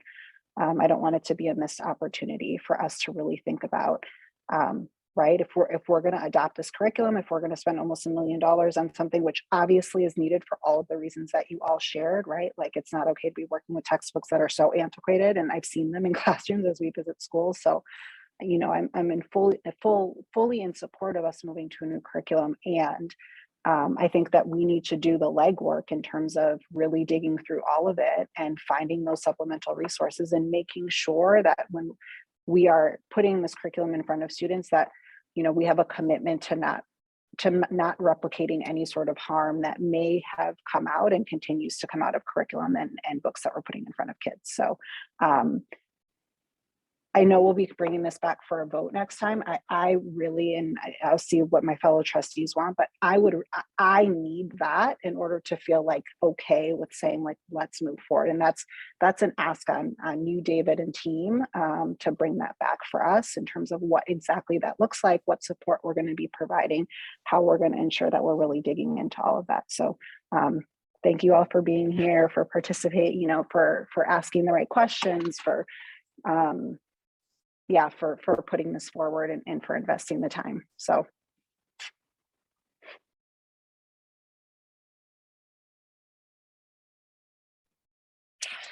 Okay, well, thank you for the presentation, David and Joe and Fernando and Amelia. And I'm losing the other part. I am so sorry. I'm so bad with names right now. And they all disappeared on my Zoom screen. But thank you for the presentation. Thank you so much for piloting and discussing and going from 5 different curriculums and narrowing it down to 2 even. I mean, that's a lot of work right there. I really appreciated the being able to see the students' work. And I will admit, seeing the presentations coming from the TCI curriculum, the presentation, or the posters that were made by the students, definitely looked as if they got a lot more out of the curriculum as opposed to like 1 or 2 lines, which is what I saw in response to the McGraw-Hill. I also really like the TCI curriculum from the standpoint that, they seem to be addressing all the different ways students learn. And I think, especially as we're looking at inclusive classrooms from a disability standpoint, I really feel like that's something that we need to be aware of, that students learn in different ways. And, we should be trying to, meet them at least where they're at, given at that point. So thank you all for your work. And I was really excited to see what you guys have been working on. I also want to just thank everybody for the presentation and for hearing this meeting and us wanting to kind of take a deeper dive here. And I really appreciate hearing from the teachers that have been piloting this and hearing the reasons why they really support this curriculum. It's nice to hear about some teachers who are excited about this and know that this is going to be something that will be great for kids. So that's all I have. Go ahead. President Proctor, thank you. First, just thank you so much to Amelia and Fernando and to Joe and to all the staff that spoke tonight and that put all this time and effort into this work. I really believe in the teachers in this district, in the intent and in the just the passion, for educating our students. So thank you for always keeping it at the forefront.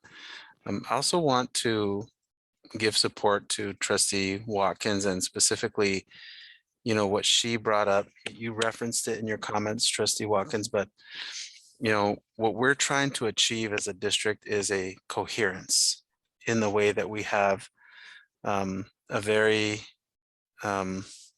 effective system of setting resolution language in place and getting to a place where we bring that resolution language back and we say, okay, let's apply it to each of the components that are included in that resolution. And I think it shows a lot of just a lot of forethought into how that resolution language should be reflected in the choices that we make and in the purchases that we make. And I don't want to lose sight of how important it is to care about representations of under recognized, underreported, undervalued groups and their contributions to history, and for us to push ourselves to think about that through this process. So I think, our Assistant Superintendent of Ed Services actually brought over copies of the textbook. You can just sit them on the counter here, and any school board member that wants to take it, at any point in time. We still have several weeks ahead, but I really just wanted to amplify that and just really thank Trustee Watkins for her comments about that, and give other members of the board an opportunity to make any comments or chime in here as well.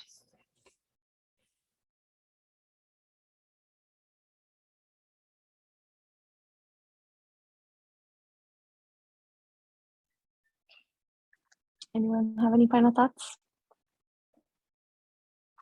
I'll say that I think what I would be comfortable with is I'm ready to move forward with TCI at our next meeting, but I do think that if we could be if we can either create another group or if folks feel like they want to keep going with this, if folks that have done the pilot for this curriculum want to continue to support with how do we make sure that we're being more culturally responsive with this curriculum, how do we make sure we're pulling out the most culturally responsive pieces of the curriculum, right? Or focusing on those pieces more as it relates to the students that are in the classrooms, like right now in our you know, in our middle schools, in our schools. Maybe that's what we could continue further, and then maybe we need to agendize another conversation more specifically around being cohesive at all grade levels and being more culturally responsive, and how we move that forward. Because I feel like ideally, like this is something that's very like urgent and necessary now. And so, and you know, we have our amazing staff that did their due diligence and have made this recommendation. And so I think, you know, we need to honor that. But how do we finish up kind of like a commitment that we've made to the community and the values that we have for our kids? Because, you know, like lots of parents, like it was open house all throughout our district. And, you know, what parents were seeing on the walls, like, is that necessarily the most culturally responsive, right? If like kids are spending a lot more time learning about like Spanish, I don't know. I'm just going to say like Spanish colonizers versus like Native American indigenous tribes who, you know, really are still here to this day, maybe not in the same way, but like specific to San Mateo and the peninsula and the Bay Area. There's the Ohlone Ramaytush.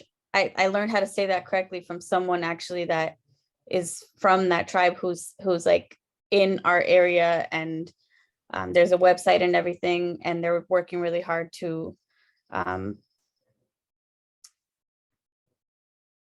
want to like lift up that fact that they're, you know, they're still here. So I'll stop there, but that's just like what I'm thinking. And so I don't know if that, how everyone else feels, but I think that is like a kind of like a compromise, right? Like, can we do both? I just want to make sure we're giving clear direction. So. And to follow up on that, I'm curious, David and Superintendent Ochoa, are you able to bring back a plan for kind of, I guess, a little bit separate from what Noelia is sharing? I think it's fine if our teachers and staff want to participate. And if so, I think that's fine. But I think that I would like for that to be a district priority and for district staff to support that. So I'm just curious if that's something that we feel we can bring back before the adoption in 2 weeks. Yes, we can definitely follow up with your request. And I also want to echo my appreciations for your questions. We actually have an opportunity a little later tonight to review a first look at the strategic plan, and the first action under the equity goal is lays out a strategy for working on culturally responsive curriculum and instruction, and articulates forming of a group. And so that just tonight, you'll have an opportunity to see the broad strokes of the plan to move forward with this. It looks like we have a couple of hands raised from some of our teachers. So if you guys would like to speak, please do. I just wanted to talk a little bit about the cultural responsiveness of the books. They are when the materials that we were given had to go through, they had been reviewed, and there were only certain books that we were able, or material programs that we were able to actually look at, because they had to pass all the criteria that was laid out by the state. And one of them was the state standards. Now the state standards, unlike, thank goodness not like science that everything was changed, but they had added a few things to make it more responsive to more culturally diverse. And so, and I don't have the list in front of me, but I know there were certain periods in history and certain groups of people that had never been actually identified and discussed in textbooks that they now are doing. So, you know, I'm sure, I don't want to speak for everybody if we want to look at it closer, but if you look at it, you'll see that there, or look at the standards on the state website, you can see what has been added and materials that were more culturally diverse. So, yeah. I want to thank you, Amelia. That was great. One of the things that I wanted to add was also, and this was during the conversations that we're having for the pilot, was the idea of collaboration, not just you know, the textbook is the car, but you need to read the instruction manual, you know, and we're going to have a lot of teachers that are going to be adopting these materials, and they need to be, you know, easy into it. That's one. But most importantly, and one of the things that we were having the discussions about was this, the types of skills that are in the district right now. And, you know, listening to Amelia talk about how she teaches and listening to Joe, how he teaches, that allows for a different perspective of a different thing. And the lessons are not the same. And that allows for something that oftentimes we don't talk about, which is creativity in the classroom. And I think, like, as we move forward, and if this is adopted, that is something that we should consider, that, you know, a collaborative group district-wide where teachers can actually go ahead and have the time to actually collaborate and say how these lessons are put together and how, what is it that we're actually doing. Oh, baby.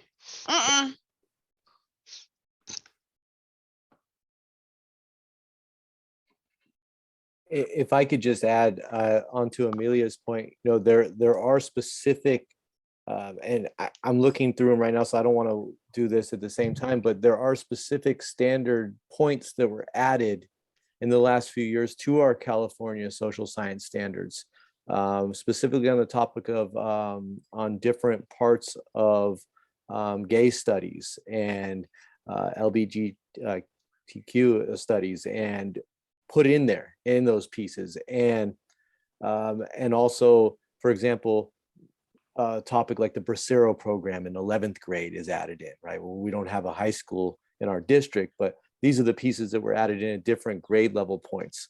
There's also Filipino American contributions at a certain grade level. So if you were to look at that framework for California social science and find that, okay, it's 7th grade, 6th, 7th, and 8th, what did they add in? Well, it's 6th grade, you'll find they added in a couple of these pieces, 7th grade, a couple of these pieces, and then TCI or whatever our district has taken on to look through had to meet those requirements. The curriculum has to have those pieces in it. You know, it's something worth looking into.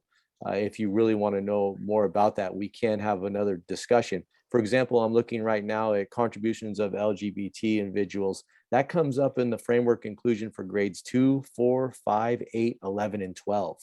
So those pieces would have to be added into whatever we take on. So I'm sharing my screen right now. If you take a look, this is from the County Office of Ed that we used, kind of, or the district would have used to say, okay, we can move forward with TCR McGraw-Hill. So as long as these materials have these pieces, we can go forward. So there would be the contributions of LGBT, and then contributions of disabled individuals. You could see that comes up in grades 2, 4, 5, 8, 11, and 12. So if you read further in here, you'll kind of see what that means, where that comes from. 21st century skills, that goes K through 12. So those pieces are embedded obviously in there. So these are financial literacy. They had to have these pieces in there for us to be able to move forward with them. Filipino American contributions to the farm labor movement, that's grades 4 and 11. So just a little sample right there of that. I do know that whatever those aligned with, they are in there in 6th, 7th, or 8th. Great, thank you for that additional context. David, do you have clear in direction for our next meeting? So let's move on. Okay, thank you. Okay, then we can move on to item 7.1, status report on Measure T and Measure X projects for spring 2022.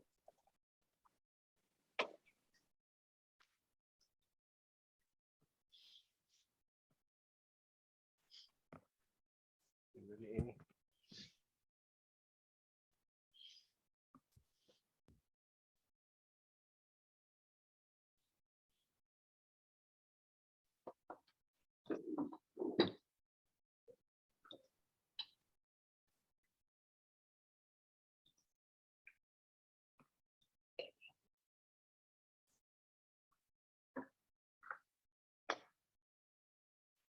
want to start? Do you want to just- okay. Good evening, Board President Proctor, Trustees, Superintendent Ochoa, and staff. Tonight we'll be presenting the status of projects in both Measure X and T. We're going to start with the Valditch Middle School campus improvements. We last came to you in June with an update of the overall master plan. So we wanted to give you an update of what we've done over the last school year. Here is a diagram of the existing campus. We have the academic core here in orange. This orange section here is what will be removed. And then the blue highlighted area are the facilities that will be remaining on campus. Here's the concept you saw last year of how we will be rebuilding the academic core on the existing turf, and basically flip-flopping the campus and be building the new sports area, blacktop, turf, and gym on this open space.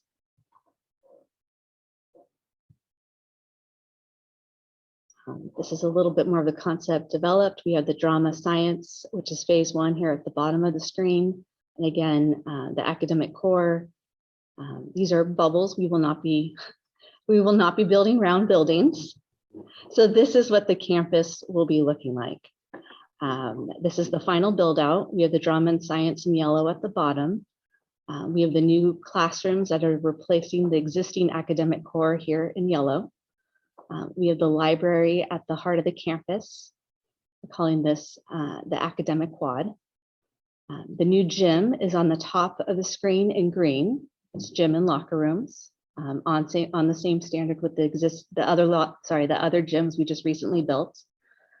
And then what we have here are the existing buildings. We have the existing admin, music, and classrooms here in the middle. Those will also be renovated. We'll have new food service in one of the existing locker rooms. We'll also be building the Patterson-Paxton lab in one of the existing classrooms, and then more counseling space. Here are some renderings. We have the gym in the front, the existing buildings, drama here, science, new classroom core, and libraries. Another view here.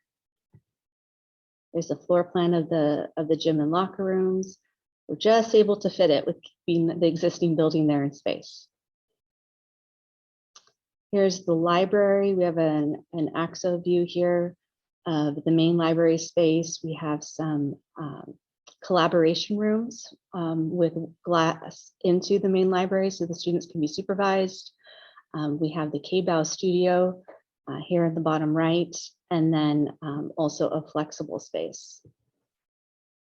Here's some views of the classrooms that will be built. What we wanted to demonstrate here is these are all the same room, but we have furniture laid out in different ways.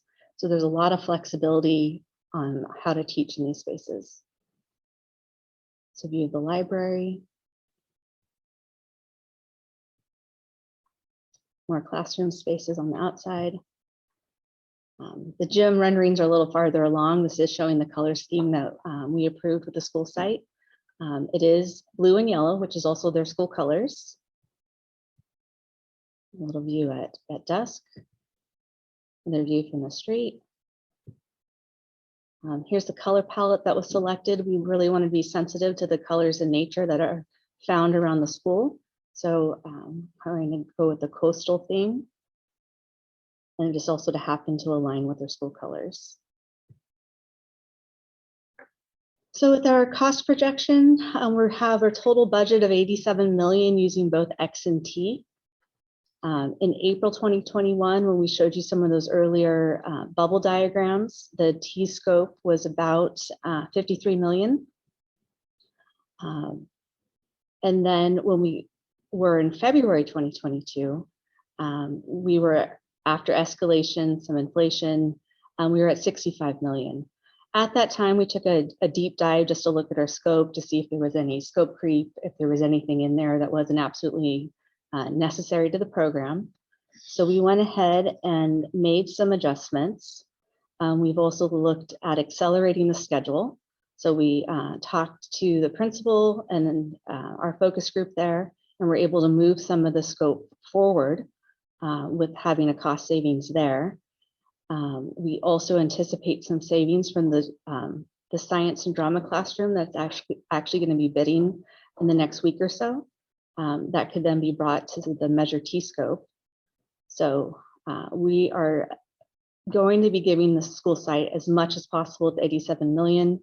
We're replacing all the existing structures that we are removing, plus providing new aspects to bring them up to standard with our other middle schools. So with schedule, we'll be starting the science and drama this summer. We will be submitting to DSA for the gym, locker room, and academic improvements. We're looking at the end of the year. Buildings will be complete. This is both X and T by December 2024. Then starts the demolition. So we'll build everything, start removing the old academic core, and then build the fields and blacktop in the summer of 2025 to be open for that fall school year. You could take questions now specifically about Valditch if you'd like, or I could save them all to the end once I go through X and T in more detail.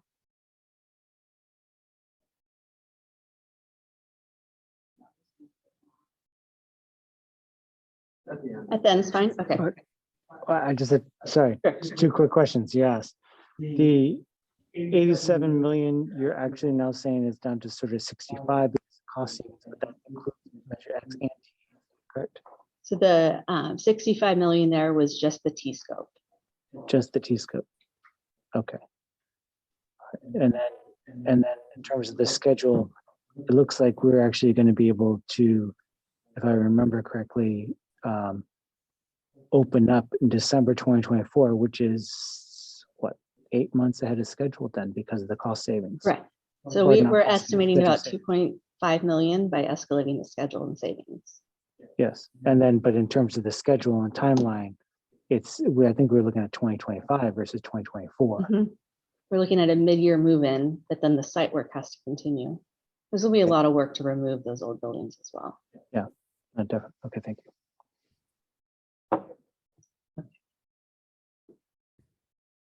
Okay, so now we're moving into the X and T update with the rest of the projects.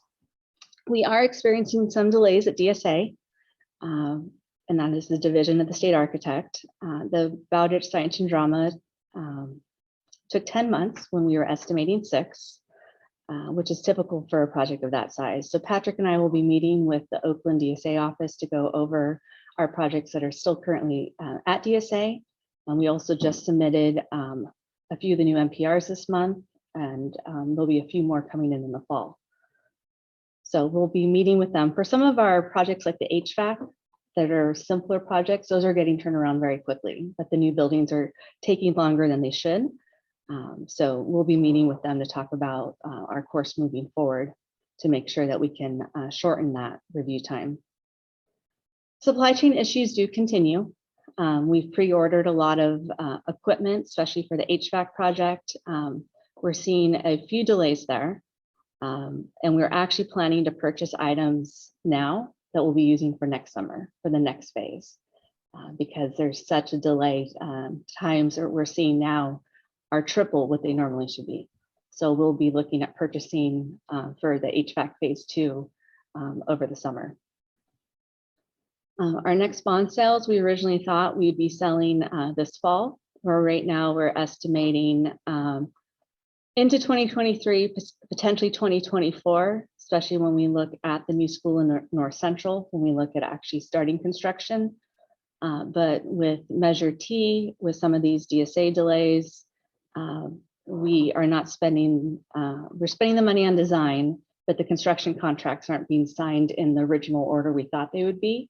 So we don't want to sell bond funds too early. So right now we're estimating at the beginning of 2023, but we'll keep you updated as we move through the summer. New School North Central, site environmental work is in progress. At a recent meeting, you approved a contract with RU. They were involved in previous environmental testing. Just as a recap, that area of the site at College Park used to be occupied by the water district until 1979. We have some evidence of some underground tanks and structures from the probing we've done earlier.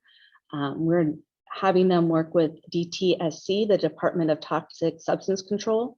We might have to do a public hearing and just what the work we're going to be doing there and the remediation. So that work's in progress, and we'll keep you updated as that progresses. But our goal is to start removing those items before the construction project actually begins.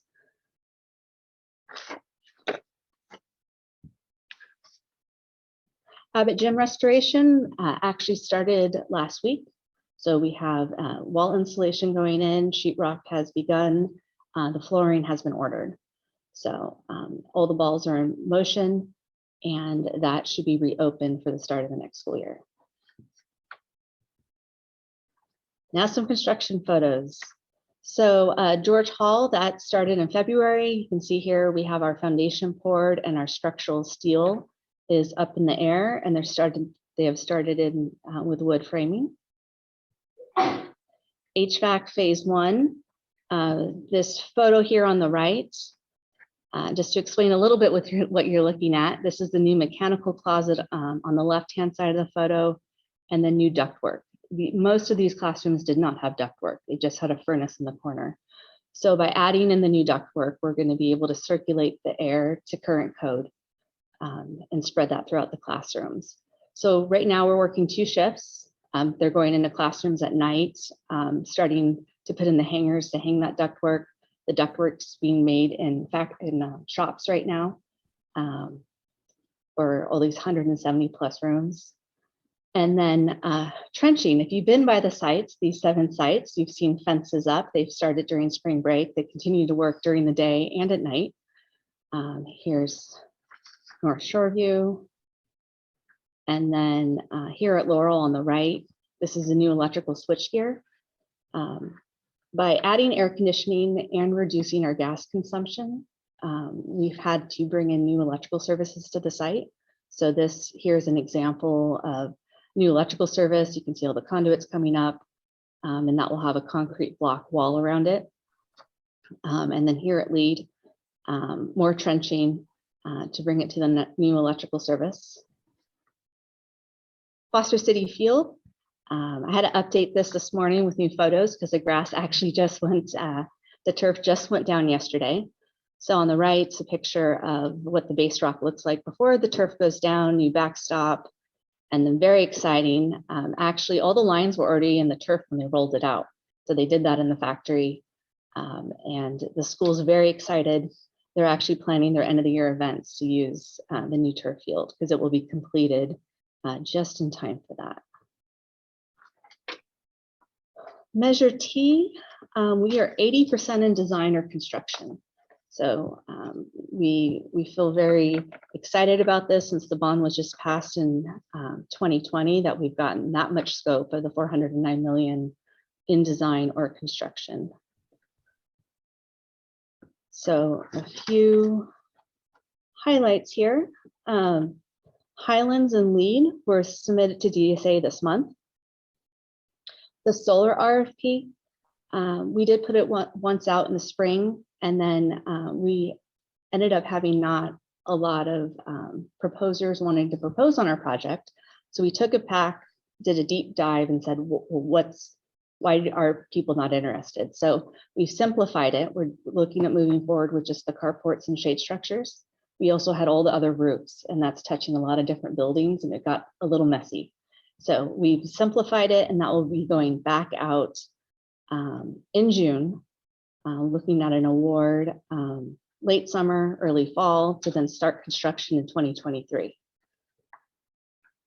And then turf phase 1, that was design build. So we did not have DSA approval before we started. All those projects have now been submitted to DSA. and they will be starting demolition right when school gets out. The restroom project, at the last board meeting, we approved a contract with an architect to start the design. So right now we're moving through design standards and developing which schools will be touching first. We'll be able to see an update of that in the fall. Measure X, this is a slightly different format than what you guys have seen before. What we wanted to show here is the phase 1 projects that are complete, just under 80 million. The phase 2 projects that is in current construction, or the new schools in planning, almost ready to go into design. And at previous meetings, we heard questions about other funding sources that we had available. So here in blue, we're showing our 3 bond series. We've sold A and B. We also are showing the interest in the last few years. I don't have the current numbers yet for the current year. We have 1 other bond series to sell, which is 28.8 million. We then have a current balance of 5.3 million in developer fees. I'm still pulling numbers of what we spent in the past 5 years. We're estimating that was also another 5 million. Then we have the fund balance in Fund 40 at roughly 10.9. We're still confirming numbers. This was money that was set aside to go into either Beach Park or other phase 1 projects, but the money wasn't needed at that time. We were able to use Measure X money for that. But in the Fund 40, there was rental income, some one-time technology money, other funds like that that are meant to be spent on capital facilities. So after looking at the current budgets you've seen before, what we spent in phase 1, I also did want to highlight some of the savings of phase 1. For example, the Bayside Gym original budget was 14.4 million. We ended up closing that project out with all the full scope at 12.1. The Burrell Gym and Classrooms original budget was 26.5 million, and that closed out at 22.5 million. So we are seeing project savings from the phase 1, and we're just returning it to the bottom line here. So that brings us to 10.6 million that's not currently allocated to a project. And so we wanted to also open that up for discussion on how we should be moving forward. So do you now have any questions? Are there any clarifying questions from the board?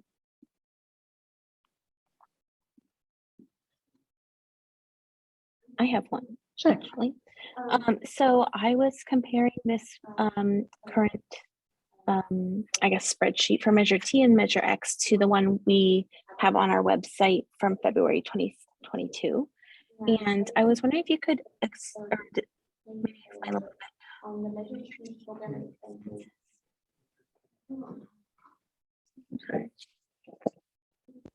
Sorry, Siri's talking to me now.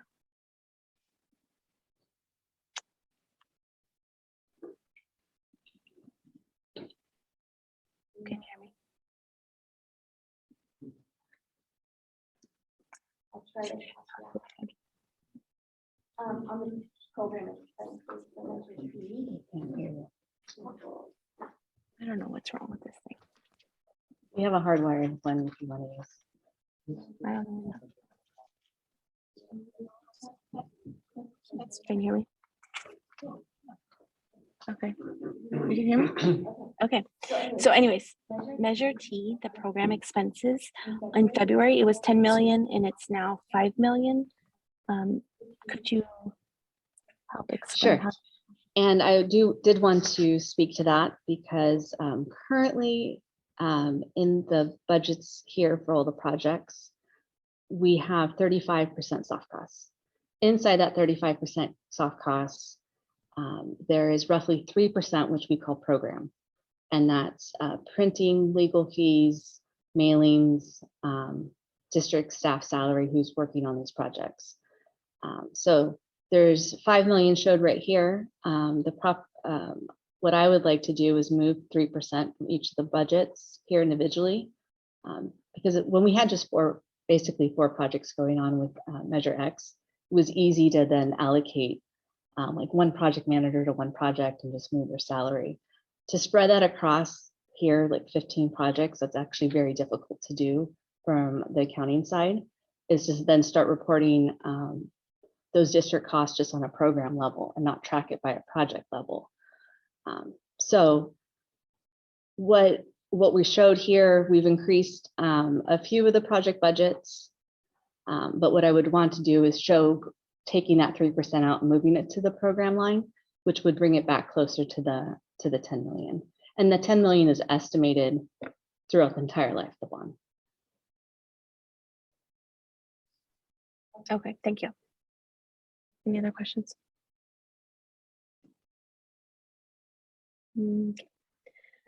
Peter, can we please go to public comment?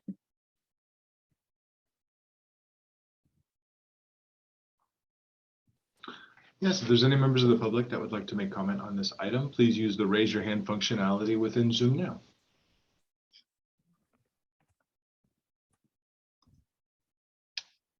President Proctor, we have no hands for public comment. For board comments, please.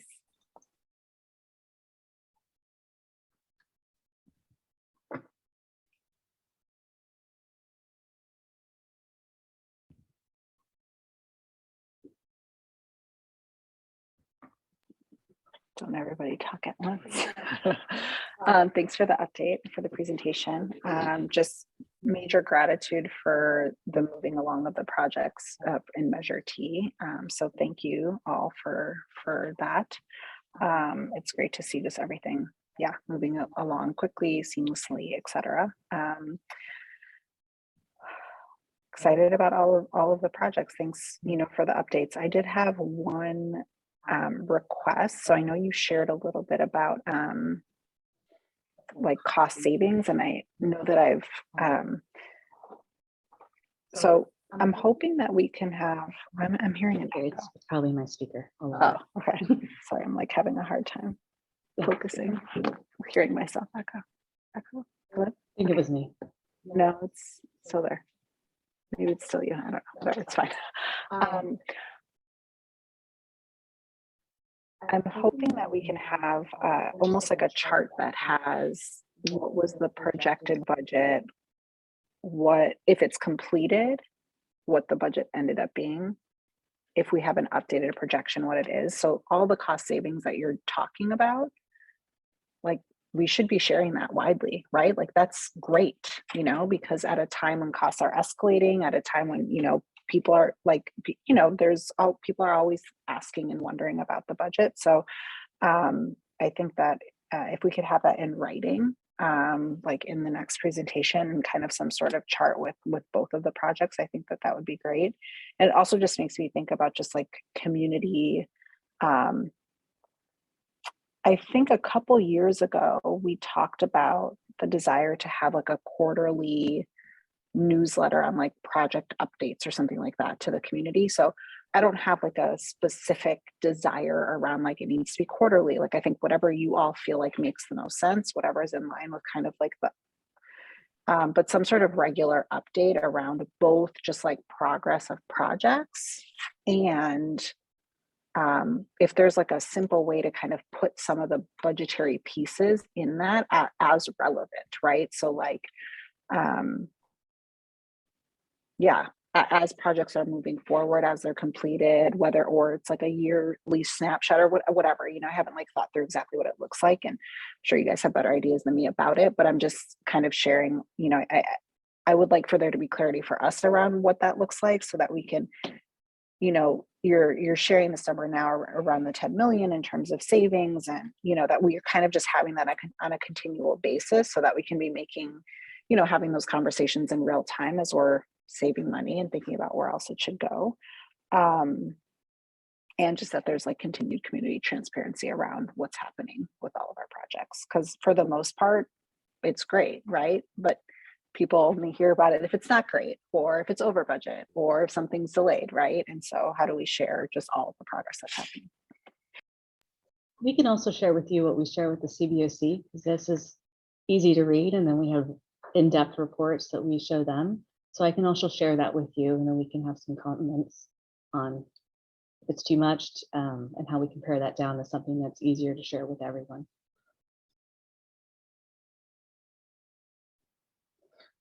I'm just going to piggyback off of what Trustee Watkins was mentioning. I wouldn't necessarily say it's something that is shared with the Oversight Committee, or it's more of a public-facing document. The reality is that for the longest time, we've been, you know, as most people are within public works, right? You hear, oh, it's over budget, or it takes too long, right? There's a schedule, right? You just explained verbally about roughly maybe $4 million worth of cost savings that we had in 2 gyms that, you know, is fantastic. Now, of course, I know that because of COVID with the shutdowns and everything else, it was a little bit delayed, but I mean, $3-4 million is huge. And so, you know, that is something like as a public facing thing, as for transparency's sake, especially when we have Measure T with $409 million, the public wants to know, you know, are we actually spending money appropriately? Again, like tonight, you said through cost savings and everything else, we might go down from Measure X and Measure T for Balditch from 85 million down to 65, right? Or something like that. And with a total timeline savings of over maybe 8 months. That's huge. And so, and granted, those are just projections at the moment, but when everything is closed out, those are huge wins and those need to be celebrated. And I think the public, in order to further gain public trust with us, as we eventually will probably end up going out again, you know, that's a big win. And so it's about making sure to explain the story to them. And so I'm in complete agreement with what Trustee Watkins was saying, because it's not just what like the Oversight Committee sees, it's what the public needs to see, you know, to show that we are spending their money appropriately. So I had another comment, but I forgot what it was. I'm sorry. Superintendent Ochoa like chomping at the bit to speak, so go ahead. Absolutely. President Proctor, thank you. First, I want to thank Amy and Patrick for the work related to this. I also want to take this as an opportunity to publicly call out that this board has made a lot of smart decisions. When you get cost projections from architects, the architect will draw you something, go through a big process and tell you, we think it's going to cost this amount of money. And school boards have decisions to make. Let's just use a round number. This building is going to cost $10 million. And the school board, their eyes get bigger than their stomachs and they say, let's build a 5% contingency.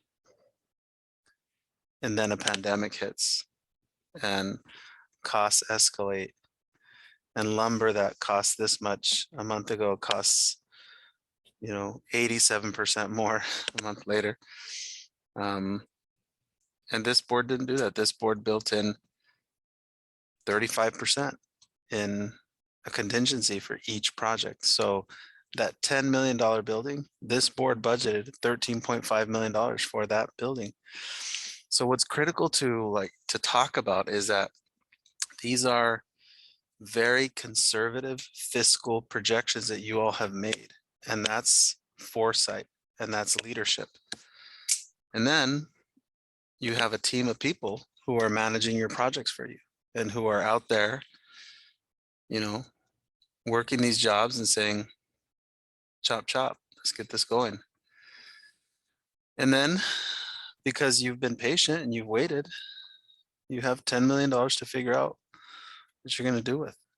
And we don't know what's going to happen next month and the month out. It could, you know, some other unknown thing could happen. But I think, you know, what this board is doing is really wonderful work. And we'll see what the next 24 months, you know, bring us in terms of the projects we have out there right now.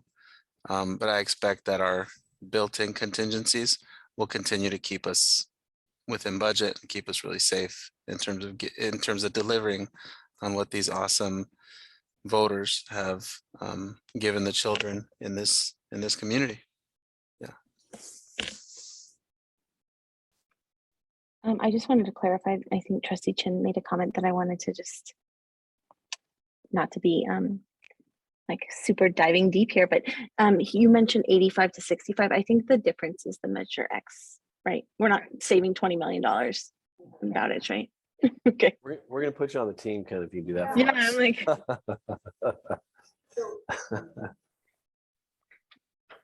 So 87 is X and T together. And then the remainder, right here when it said 65, we need to be closer to the 52, 53 million. We have a plan how to get there. Right. So It that's where we ballooned with escalation. It ballooned up to 65, but we went, like Amy said, we went through a deep dive to ratchet it back down, look at scope, etc. So Thank you for that clarification. That's why we also talked about that building. We can't just tear down part of it without spending a lot of money to keep that structure there. So we knew once we saw those classrooms, we were going to tear it all down and then build back that academic core.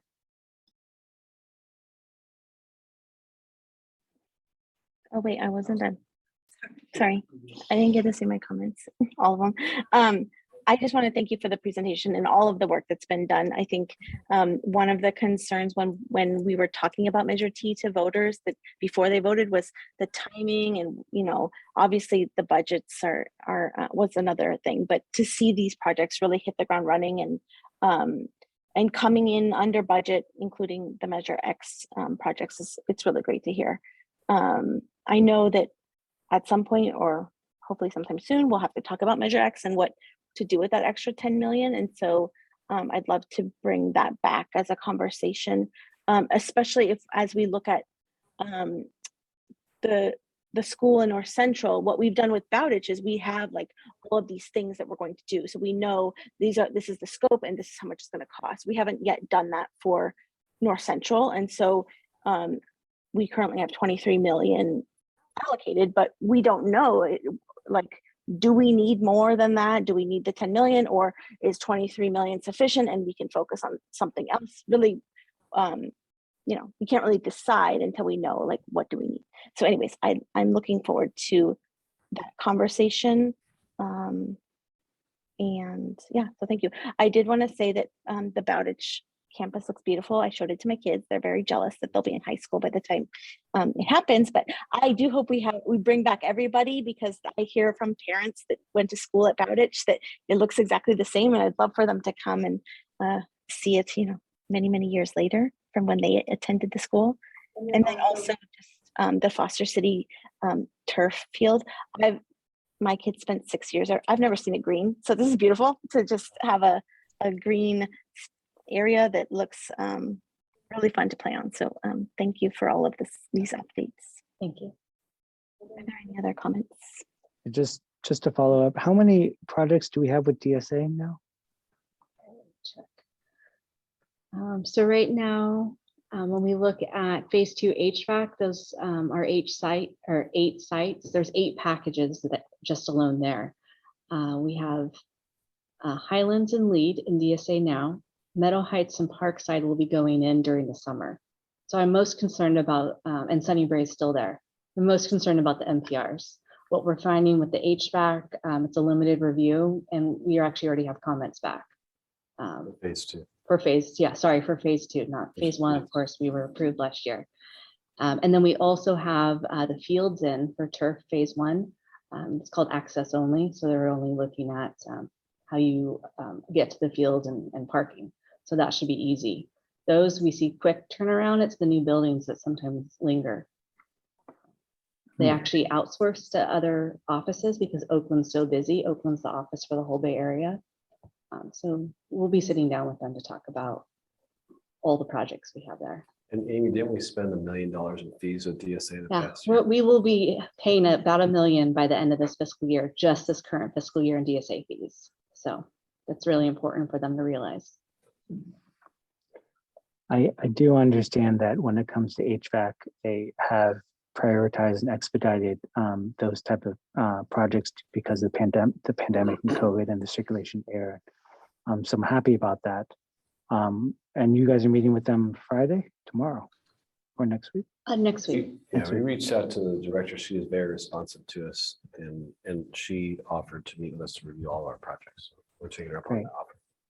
Great. I really appreciate you guys taking that extra step to do that. I know DSA could be a black hole sometimes. And so while we have seen some time savings and sort of the HVAC stuff, it appears that all our other projects are lingering. So I'm grateful that you guys are taking that step. So thank you. Can I ask one more question? I know you, I keep saying that's it. On the Bowditch amount where you said it was 65 and we need to get down to closer to 52 to 53, when will we be looking at what that means? And so they did an estimate just about 2 months ago, and then we'll be having another estimate at the next phase of drawing. So we'll know more later this summer. But we'll know even faster just in June once we open bids for science and drama. So we do anticipate those bids coming in under what we originally thought. And then we're also looking at some design alternates to add in even more. So that means at time of bid day, we'll have alternates. And if there's funding available, we'll be able to move forward on other scope. okay, thank you. Any last comments? Okay, just what we've talked about too, is to keep you apprised between these scheduled presentations. It's just share information. We have a weekly meeting with the whole team and weekly meetings with architects. So we're planning on just sharing information with you throughout the course of the months and the summer and keep you apprised of issues that come up and before we do a formal presentation. So in between time, we'll try and keep you posted on things that are surfacing. Okay, thanks, Amy. Thank you. Let me find my agenda. Okay. We are now moving on to item 7.2, approval of agreement between the San Mateo-Foster City School District and the Boys and Girls Club of the Peninsula. So thank you very much. We're bringing forward to you tonight. So we're really excited about this opportunity to partner with the Boys and Girls Club of the Peninsula, who do tremendous work in our communities. They're really excited about it too.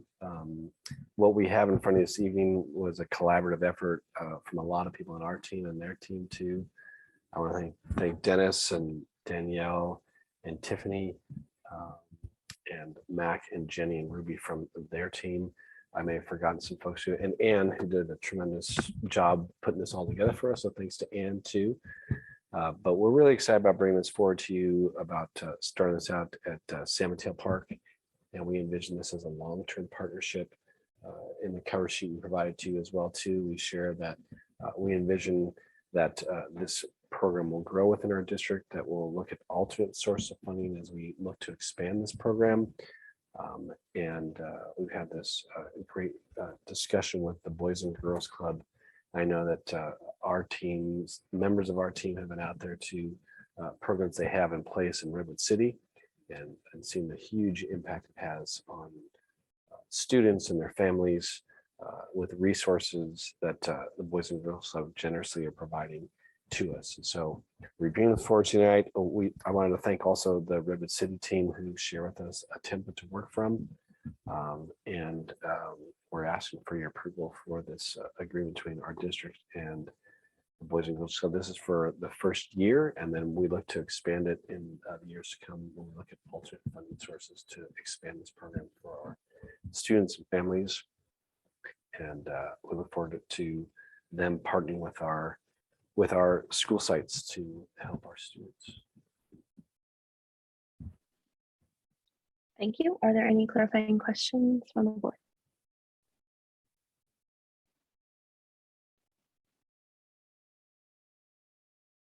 Okay, I'm not seeing any. So Peter, let's go to public comment.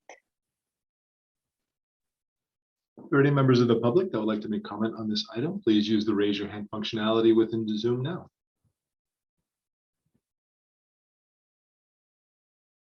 We have no hands for public comment. Okay, thank you. Let's bring it back for board comments.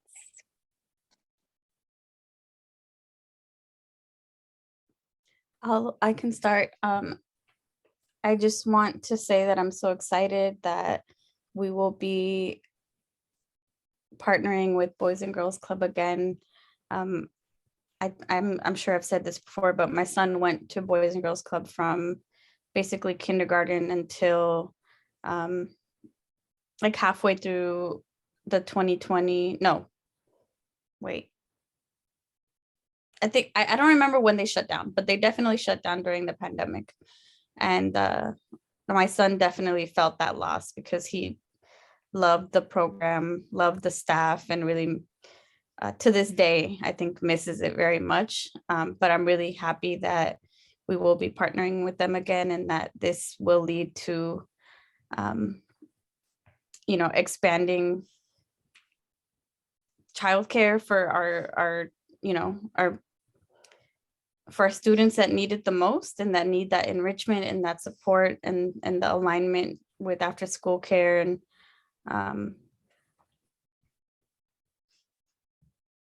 that like extra support, that extra academic support that I know the Boys and Girls Club provides.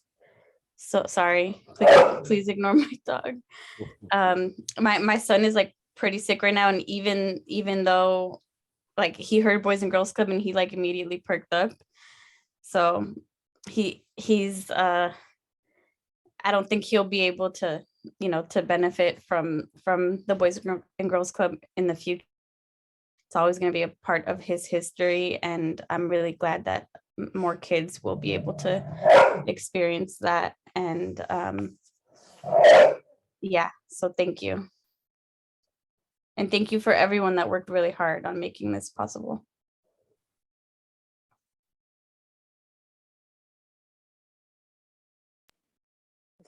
I echo a lot of that. Thank you to everyone for making this a possibility, and really, really excited about the partnership. I think that there's a lot of future opportunity.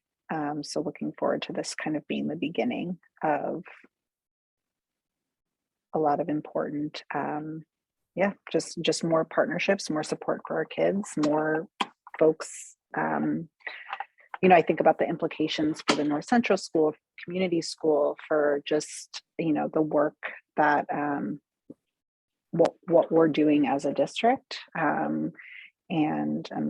appreciate it. So really excited. Thank you for bringing this to us and for all the work behind the scenes. I know I've been in meetings with Superintendent Ochoa, and he's like, I'm running here to look at the, what's happening over in Redwood City with Boys and Girls Club. And it's a super, just some really exciting stuff happening. So I know that the team has spent a lot of time working on this partnership, and that it's really thoughtful and intentional. So.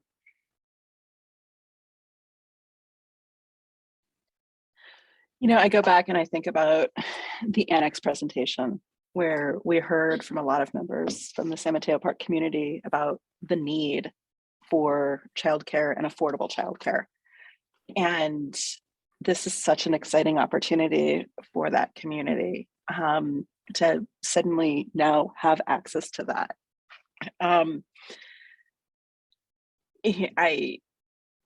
I think it's just an amazing opportunity. I think it also reflects, where we're heading towards with like the creation of community schools and the supports that are involved with community schools. I feel like this is a great way to get started on that. So, I'm going to echo what my other trustees, my colleagues have said, and thank you for working on this partnership and getting it in place.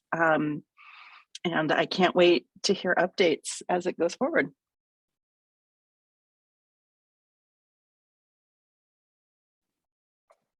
I'll also just say thank you, Ruby.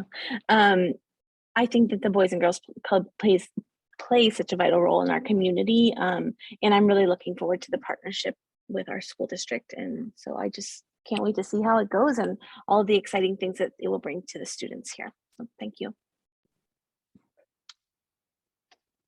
Ditto, and motion to approve. I'll second. Thank you, Trustee Chin, for the motion, and Trustee Watkins for the second. We'll go to roll call vote. Trustee Warren. Yes. Trustee Watkins. Yes. Trustee Corzo. Yes. Trustee Chin, Yes. and I also vote yes. Okay, thank you.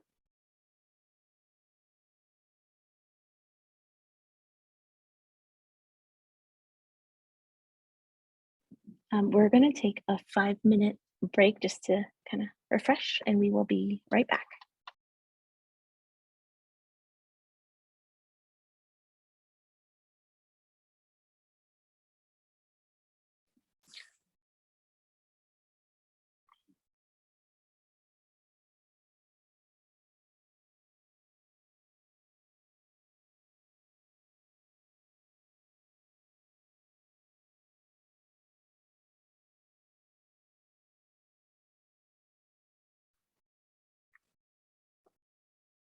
Okay, we're gonna get started. I hear my voice.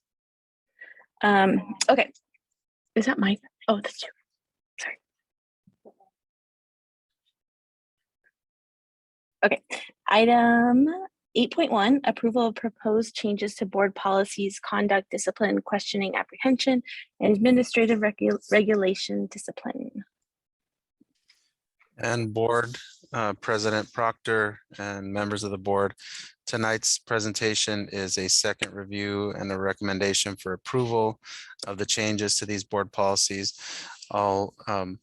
My comments, I'll focus on the process we used to arrive at these, which was to ask our Assistant Superintendent of Student Services, our Assistant Superintendent of Educational Services, and our Director of Student Services to form a very small group consortium with consultative support to take draft documents, to take board policies from regions in Northern California, to interrogate the recommended board policies promoted by the ACLU, Mexican American Legal Defense Fund, California Rural Legal Assistance, and other Disability Rights California, and to be able to take language that existed out there and to attempt to have it fit and align to the equity resolution, similar to the comment that I made earlier tonight, so that there's a coherence between our stated desires as a school district through our adopted resolutions and to our actual school board policies. From there, once these proposed changes had some shape to them, our Assistant Superintendent of Ed Services presented these to the Equity Task Force, which is comprised of stakeholders from our community that represent various groups, parents, community members, classified and certificated and administrative staff, who all have a very deep invested interest in realizing the equitable education outcomes that we seek as a district. And from there, to ensure that the language we chose for these draft proposals included student voice, racial equity, a positive school climate, specific naming of ending the school to prison pipeline, and again, that alignment to both the sanctuary and equity task force resolutions. These proposed policies have not changed from our last meeting, so I want to make that clear to the board and to the members of the public. These have been presented now at our special session held last month, at our regular school board meeting 2 weeks ago, and our recommendation is that the board approve the changes to board policies, conduct, discipline, questioning, and apprehension, and administrative regulation for discipline. And with that, I'll open for questions or comments from the board and the public. Thank you. Are there any clarifying questions from the board? Okay, I'm not seeing any. So Peter, can we please check with our public comments?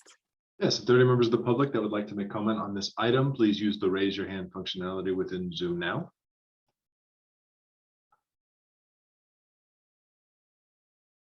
Okay. President Proctor, we have no hands for public comment. Thank you. Okay, we're bringing it back for board comments.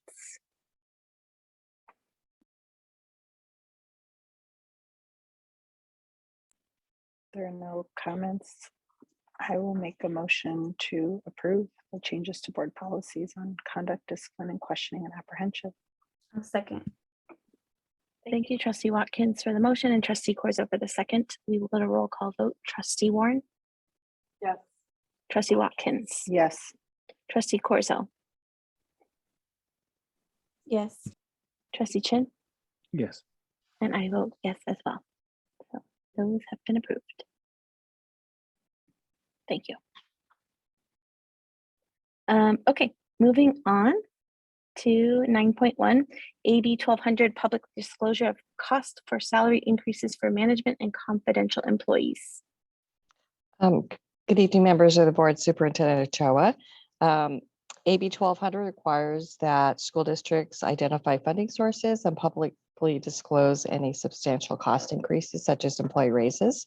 And attached for information for the board are the disclosure forms for salary increases for management and confidential employee groups. And so I respectfully request that the board receive the disclosure documents for information as presented. Thank you very much. Are there any clarifying questions? Okay, Peter, let's check for public comment. Any members of the public that would like to make comment on this item, please use the raise your hand functionality within Zoom now. Okay, we have Randy. Randy, go ahead.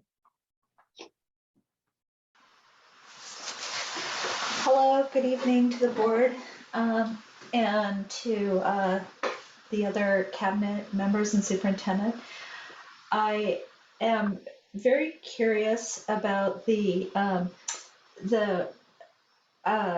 new salaries that are presented for the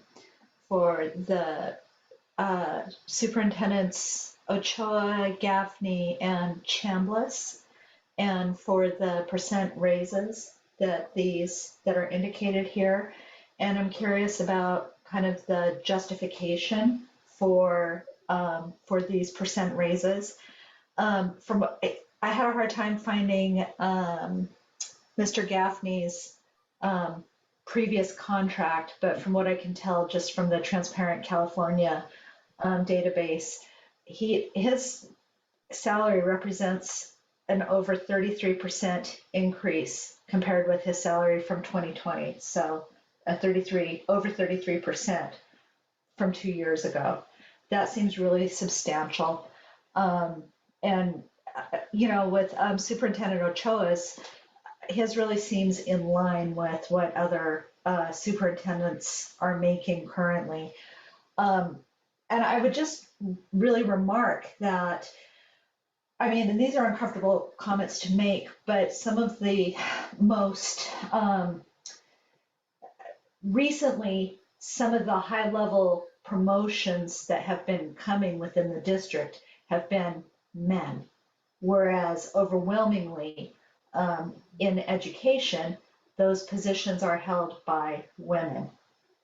And, you know, the guy that got the fat raise here is a white man. So I'm just really curious what's the substantiation for that, especially when the confidential employees, you know, this other raise that's submitted here for you all is 3%. And, you know, year over year, you don't see much more of a raise than 3% year over year in this climate of inflation. So just, yeah, they're already making fat salaries, and what's the basis for that when we have teachers and staff that are busting their behinds and putting literally, potentially lives on the line? I would really like to know. Thank you. Thank you, Randy.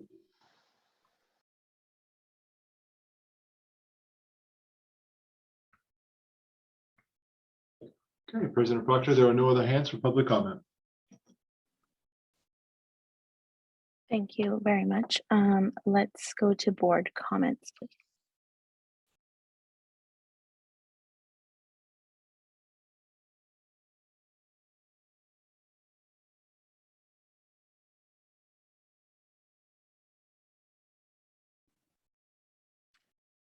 Okay, there are no, looks like no comments on this item. Superintendent Ochoa, in terms of talking about the different contracts, maybe we should move on with this item and talk about the others separately, right? Because there's, okay. Okay. So there are no further comments. We'll go on to the next item. Item 9.2, approval of management and confidential salary increase in salary schedules for 2022, 2023, and 2023 to 2024. After meeting and conferring with the San Mateo Elementary Administrators Association and the confidential representatives, the superintendent is recommending a 3% increase effective July 1, 2022, and an additional 3% increase effective July 1, 2023. This is in line with the salary increases that were provided to CSCA and SMETA. So I respectfully recommend that the Board of Trustees approve the salary increase and the associated salary schedules for 22-23 and 23-24. Thank you very much. Are there any clarifying questions?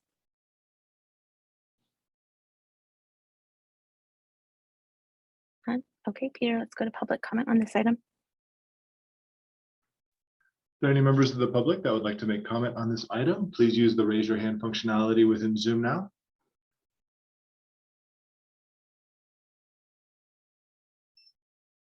We have no hands for public comment. Okay, thank you. Are there any board comments on this item? And if none, someone could make a motion.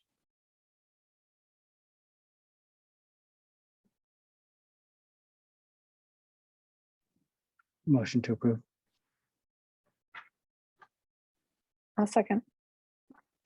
Thank you, Trustee Chin, for the motion and Trustee Watkins for the second. We'll go to roll call vote. Trustee Warren? Yes.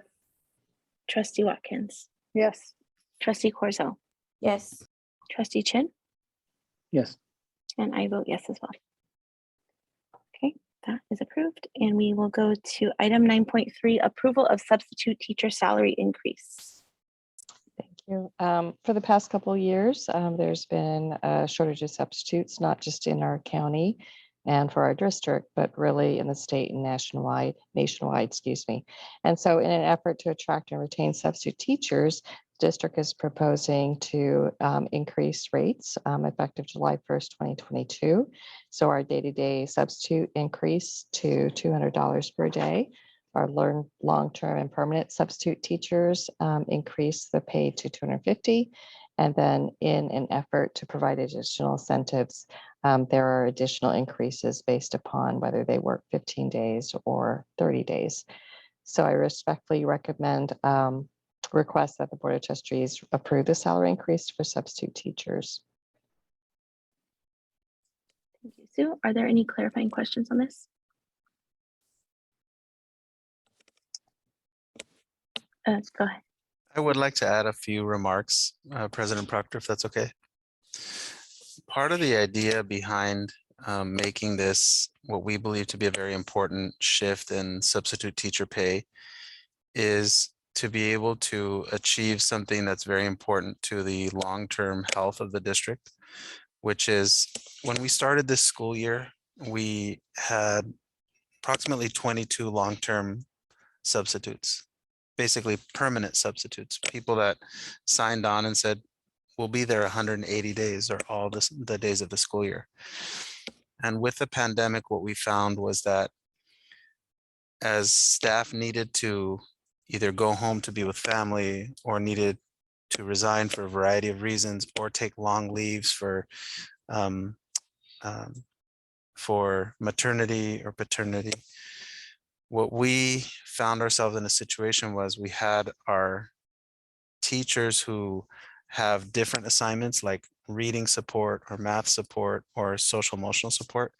And we basically had to pull them from their assignment and have them cover for teachers who unexpectedly needed to be out.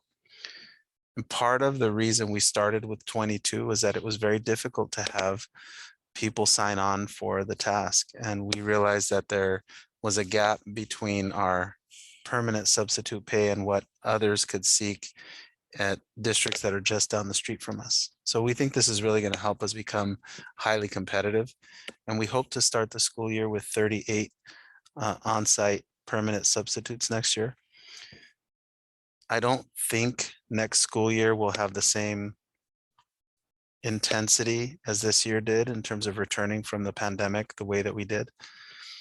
So the great thing about having more on-site substitutes is that we'll be able to deploy them to different schools throughout the district, so that when we have days in the district where we have numerous IEPs taking place and we need substitutes to cover, we'll have a bank of teachers who can do that.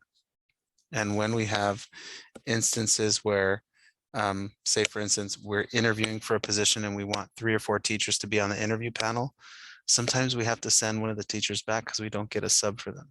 So this is really going to facilitate effective, strong management of employee absences, and hopefully put us in a really strong position to have our SSTs covered, our 504s covered, our IEPs covered, and then if and when we need coverage for a long period of time, say like a semester or a few months, then we're not pulling our reading TOSAs or our math TOSAs or our social emotional TOSAs to cover those classes. So I just wanted to share that. Thank you for that added context. Already asked about clarifying questions? I think so. Any clarifying questions in case I forgot? Okay. Peter, can we go to public comment on this? Any members of the public that would like to make comment on this item, please use the raise your hand functionality within Zoom now. Okay, Larissa, go ahead.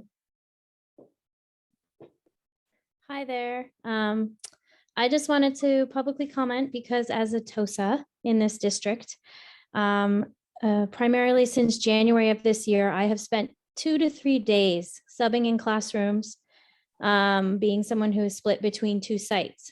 I think this is a really important thing that we're looking at, and I'm really glad to see this happening and moving forward.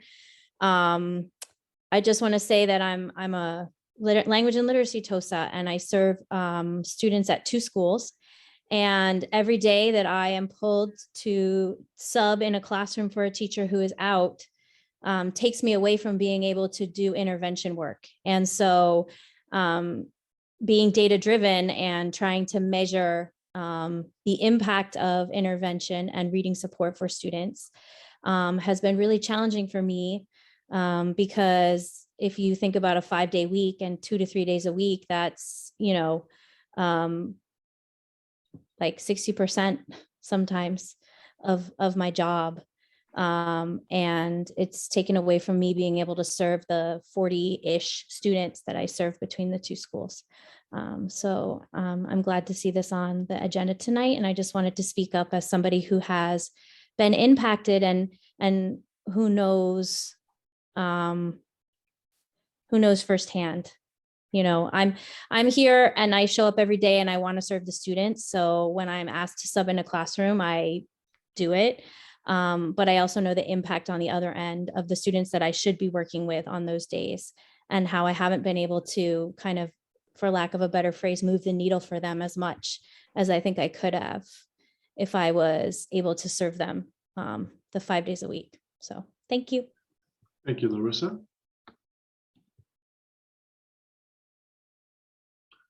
Hey, President Proctor, there are no other hands for public comment. Okay, thank you. Are there any board comments on this item?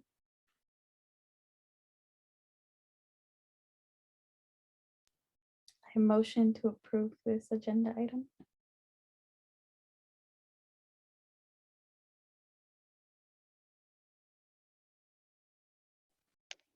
Thank you, Trustee Corzo for the motion and Trustee Warren for the second. We'll do roll call. Trustee Warren. Yes. Trustee Watkins. Yes. Trustee Corzo. Yes.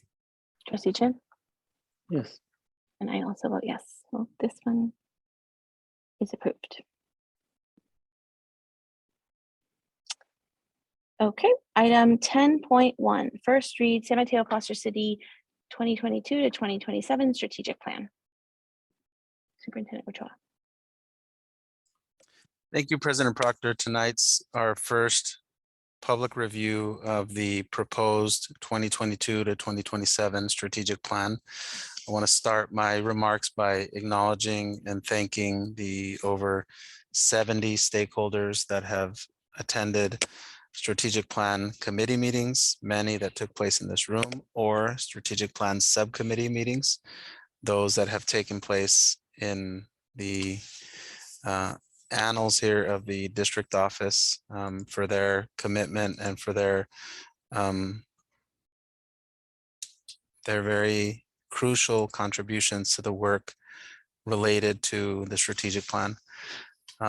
Before the board today is the culmination of work that took place, resulting in the manner in which our school district is able to address academic learning goals that are critical for us, reducing inequitable outcomes for students and staff, and developing a system of supports to address the needs of the whole child in our district. In August, as you know, of 2021, the school district Board of Trustees approved the process to establish a strategic plan that would result in a 5-year roadmap. The plan itself is designed to focus and exemplify the main goals of the school district. By having a broad-based committee work on the strategic plan process, we felt that the district's future was going to be one that ensured we remained committed to the most pressing work taking place in the district. And to that end, this group of 70 stakeholders grappled with some really deep and challenging topics that addressed areas of academic excellence, but also areas of academic need, areas of positive student experiences, but also areas of inequitable student experiences. And I really want to laud them for the ability to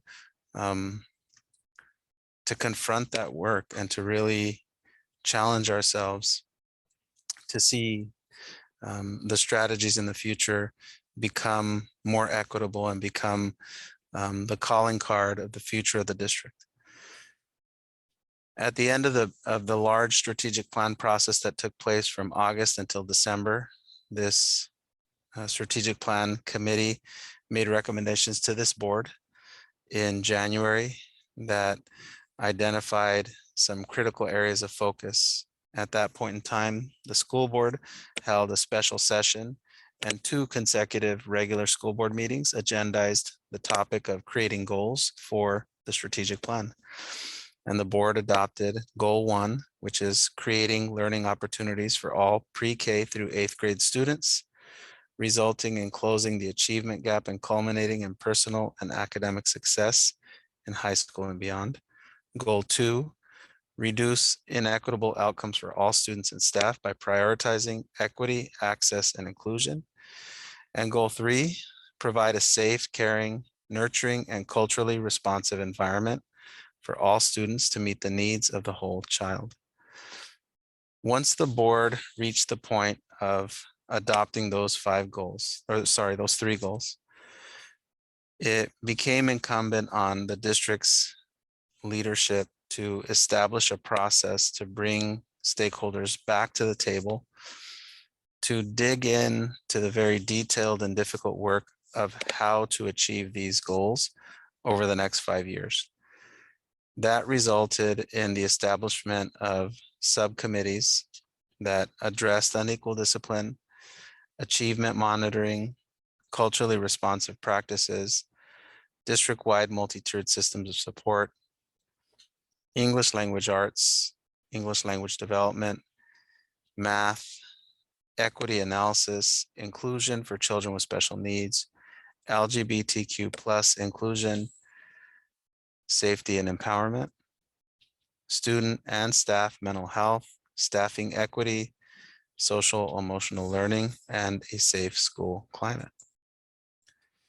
What that really pushes us forward to tonight is to be able to go deep into the details related to how these 14 subcommittees are proposing to this board and to the community a process to enact those strategies and to achieve these goals. So I want to take the board through, I'm going to disappoint you. I am not going to read this verbatim to you tonight, no matter how badly you want me to read all 25 pages. But I want to talk about each goal for a bit before we open up for questions and comments.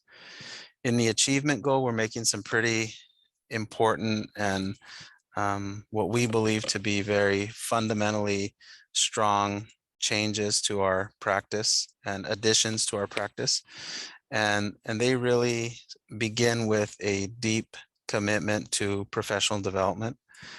Part of what we are proposing in this strategic plan is to provide annual professional development, focusing on early literacy, math, ELD, classroom instructional models, especially this first year, namely block scheduling at our middle schools, and science.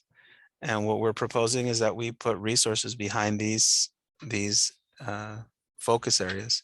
Number two, to implement a district-wide system of data collection, review, analysis, and reporting to drive instructional change. I'm likely weeks away from being able to come back to this school board with some very exciting internal data analysis reporting and modules that I think are going to basically wow the community and the school board, that will show an extremely adept ability to collect information about how our students are learning in real time, like days after some of these assessments have been implemented, so that we can check to see how our students are doing before we have to wait 4 or 5 months for those state test results to come back, and before it's too late. So we're excited to see that begin.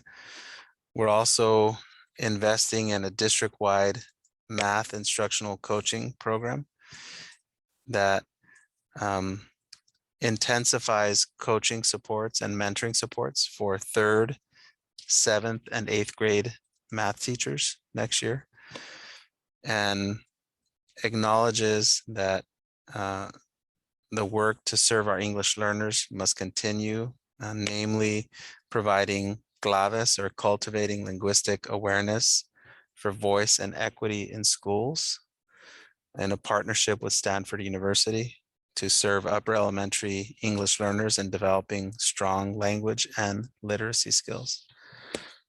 And what you'll notice from the section on goal 1 for the strategic plan is that it's very evident that we are pairing the professional development in the summer for early literacy for those K-2 teachers with the instructional coaching and the language and literacy TOSA support for K-2 in that year, that first year. And we have a professional development plan that already devotes those 3 non-student days, 1 in September, I believe it's September 30th, 1 in January, and 1 in April, that devote that time for those K-2 teachers to continue the conversation and the collaboration related to early literacy.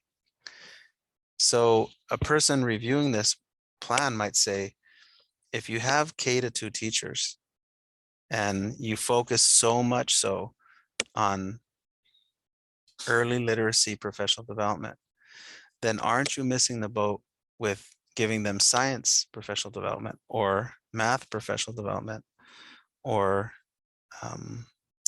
PE professional development? Many, many different subjects that multiple subject teachers teach.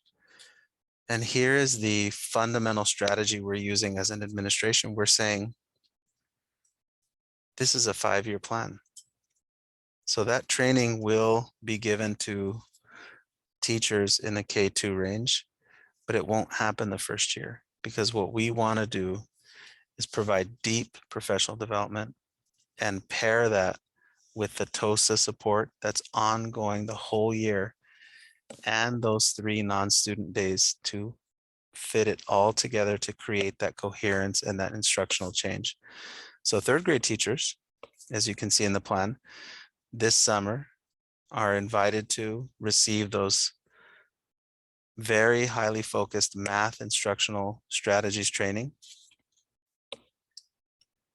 paired with coaching support in 3rd grade for next year, focusing on transforming our 3rd grade math instruction, paired with those 3 non-student days.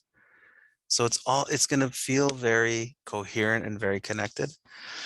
And the idea is the 2nd year to transition into the upper grades, receiving that very deep math instructional coaching and that deep math professional development the following summer. So we feel very strongly about this plan because it devotes substantial funding to the professional development of our educators. And it does so in a way where it gives the necessary time to create this instructional change that we hope to see. And it also acknowledges that our educators would be highly overwhelmed if we attempted to train them in reading, math, SEL, PE, art, and the many subjects that we have all in one summer, and would likely result in a feeling of exasperation at the number of topics being addressed in any one given training. So those are my comments for the achievement goal 1. There's, as I said, there's plenty of content in there to continue to talk about. I do want to transition to equity goal 2, and to identify key strategies related to equity. And the first is, again, to address and discuss the district's system of collecting, disaggregating, reporting, or reviewing, analyzing, and reporting student achievement data. But in this case, it's very important to notate that we have a director of equity who will lead the work of taking those reports and specifically calling out and applying that equity analysis with our coordinator of assessment and research and evaluation, to identify where our practices may not be serving students. Secondarily, implementing our district-wide school discipline matrix, resulting in increased restorative responses to school behavior. Number 3, convening a district-wide inclusion task force responsible for evaluating data, reviewing research, and recommending district-wide strategies for implementation of inclusion in 23-24. And by the same token, convening a district-wide culturally responsive curriculum and practices task force responsible for evaluating data and following the same process for implementation in 2023-2024. What I want to highlight relative to goal 2 is that these are, as you know, when you have a 5-year plan, you want to align the work that you're doing with the time that you have. And 2 very high priorities for our district, high priorities for me as a superintendent, are addressing the needs of our special education students and delivering on the goal of equitable education for all of our students. And so I want to talk a little bit about the idea behind having 2 task forces next year operate and result in some very specific strategies. When we convened our subcommittees relative to inclusion and culturally responsive practices and curriculum, both subcommittees felt that going into this upcoming school year, so this August, that more work needed to take place among a broad group of stakeholders because there was insufficient agreement about how we defined the very terms we were hoping to put in place over the next 5 years. And it was necessary to own the fact that as educators in this district and community members in this district, our analysis of what it meant to implement inclusion might differ between Trustee Warren and myself, Trustee Watkins and myself, our teachers at our various schools, our program specialists. And we really leaned into the comprehensiveness of the process we used to develop this strategic plan, as well as the history of the work of both the equity and sanctuary task forces, to say that this would be a strategy that would allow us to publicly engage in this work, resulting in a set of strategies that we would add to the strategic plan for 23-24, and acknowledging that it was necessary to devote this time before adopting strategies that our system wasn't prepared to enact. So I want to end with our review of wellness, goal 3, and some strategies that are included in this plan. The first being the continued investment and creation of new social work positions, really designed to remove barriers to learning, to begin the process of adopting a community schools approach to students in our district and to the schools in our district. Number 2, to create some wellness spaces, some wellness centers at our schools, focusing on best practice and research related to how a school might create some space for children to go and seek supportive services throughout the day, and not necessarily in a school office or in some place that has different purposes beyond their wellness. And then number 3, continued staff training and trauma-informed practices, as well as restorative practices and principles. And then 4, the continued investment in wraparound services, social, medical, and mental support services, mental health support services for our newcomer students. And as we continue to build financial resources for this, for our newcomer students in the district. So those are my remarks for this evening. There's quite a bit to take in. Diego Perez and I are working on some very beautiful Canva style versions of what this plan looks like. But tonight is a first read for the board to have an opportunity to ask those clarifying questions, make those comments, as well as for our public to be able to review this, dig into this, communicate with us, knowing that as an administration, we'll be requesting to bring this back at a future board meeting for your continued deliberation and hopefully approval. And with that, I'll pass it back over to the board for questions and comments. Thank you, Superintendent Ochoa. Are there any clarifying questions on this?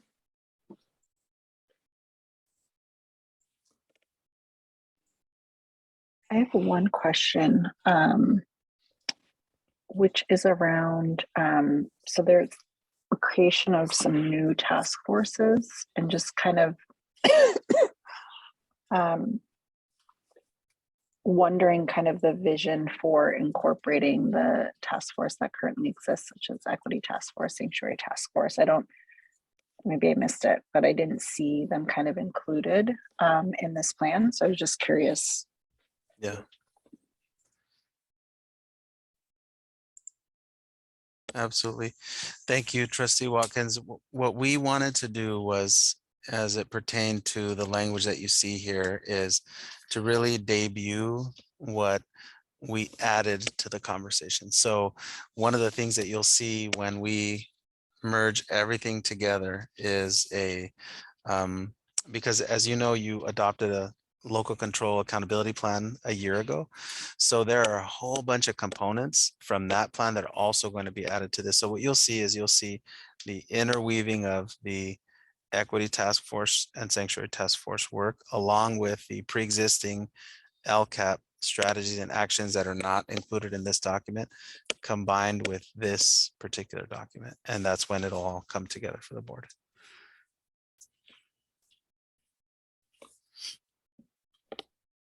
Thank you for clarifying that, because I was also wondering as I like, especially looking at achievement goals, how do they align with, like, I guess, how would we, I guess we have the goal, specific, very specific goals that we can then come back to and measure. So I think I figured that myself. But my question also was, there were quite a bit of people involved in creating this plan. I was just wondering, what's the plan for engaging the rest of the staff with this and making sure that this is something that everybody feels good about, and that it's something that we have basically kind of buy-in from everybody that this is where we go, where we're headed. Absolutely. Thank you for that, President Proctor. I think when you embark on something as ambitious as a 5-year plan, you want to invite stakeholders that have that history in the district and that represent the breadth of the district. But at the same time, our educators have, this has been a very challenging year. So we have really relied on the idea of the representation being there. And about a month ago, as we started to debut some of the strategies that you're seeing in here, some of our education services staff actually started to visit school sites to walk them through changes that we're recommending in this plan.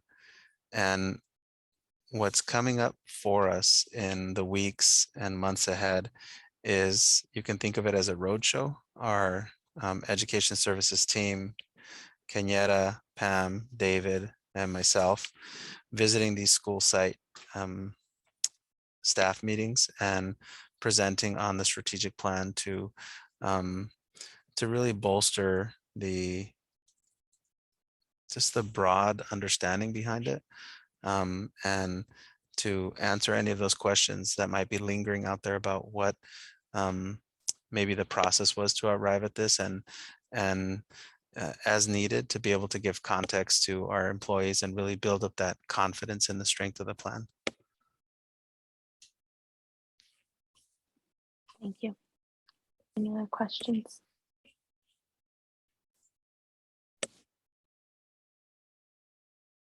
Okay, let's go to public comment.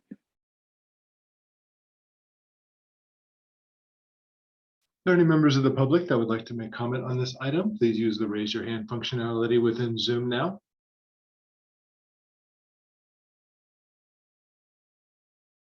Okay, Randy, go ahead.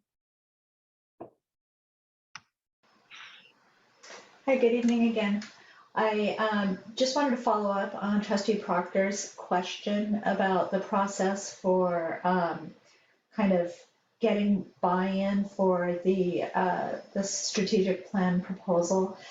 And I just want to bring the perspective of really of the community and the families, and really the customers of the school district.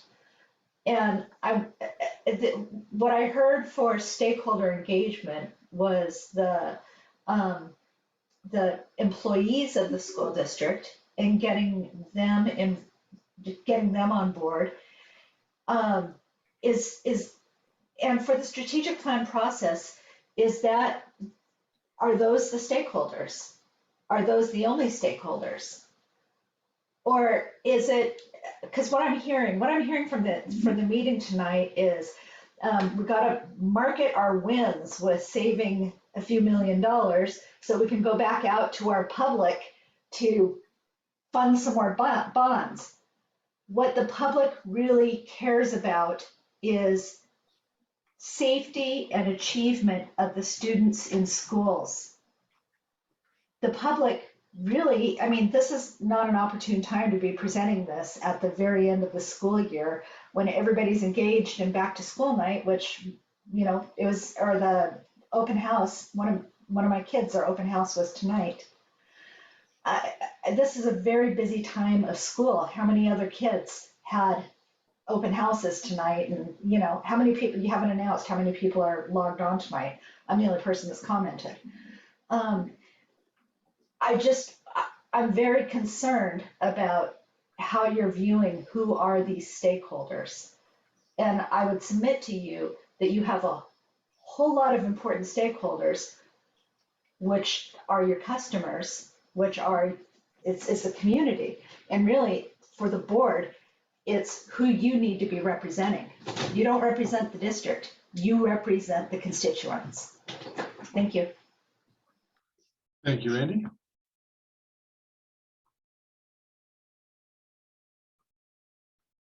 Okay. President Proctor, there are no other hands for public comment.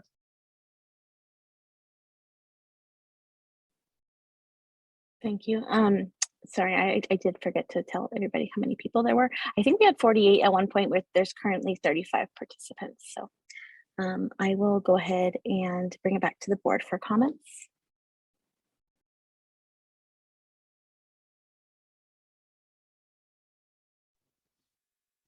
I'll go ahead and start. Thank you, Superintendent Ochoa, for this first pass of the strategic plan. I know that we have seen it multiple times over the last couple months, or these different iterations of it. I've talked about it. I feel very comfortable in the direction that we're going, and look forward to a final product once we have it all said and done. It's great to see all the details that are in it, the thought out process, and even the recommendations that are moving forward. So I'm glad to see all that. I'm happy with the way that we're moving forward. The one question I have is that, and as this relates sort of to human resources, is we'll be adopting sort of a strategic plan for the future, but we've also made major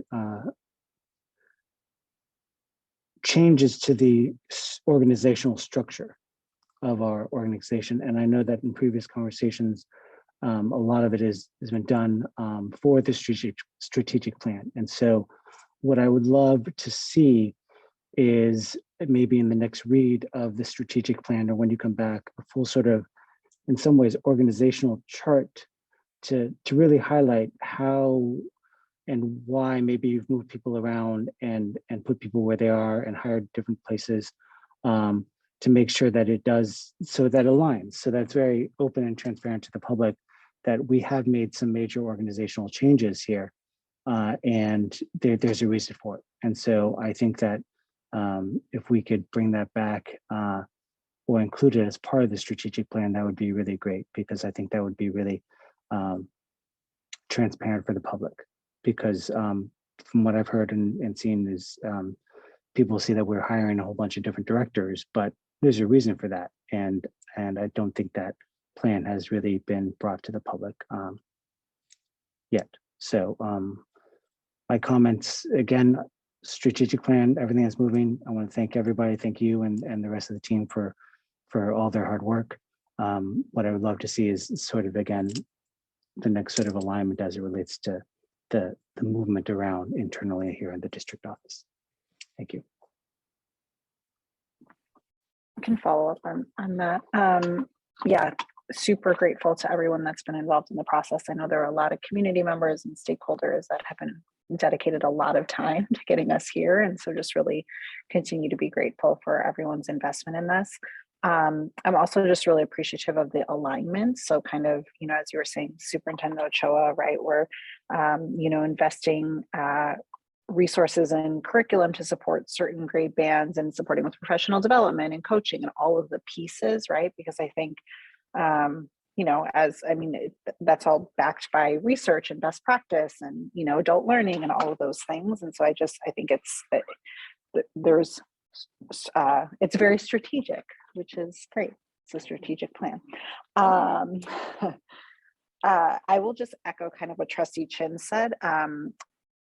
So for me, there's this is great, and it kind of builds on what you said, you know, we would be eventually seeing, but kind of a need to bring like all of the pieces together into some sort of, so like organizational chart where this strategic plan, how it aligns to LCAP, how it incorporates, you know, things like Equity Task Force, Sanctuary Task Force, Ed Foundation, I know like we've talked a little bit about like how to ensure that there's alignment, like how all of the pieces fit together as we think about just moving forward. And so I don't know what that looks like in some sort of visual, but hopefully there's a way that that can be kind of shared in kind of one place. And we can see all of that line up. But this is really exciting. I mean, these are the things that we have set our priorities, and you know, it's the work. So looking forward to seeing all the impacts. And again, just super grateful to the entire team that's been involved in this.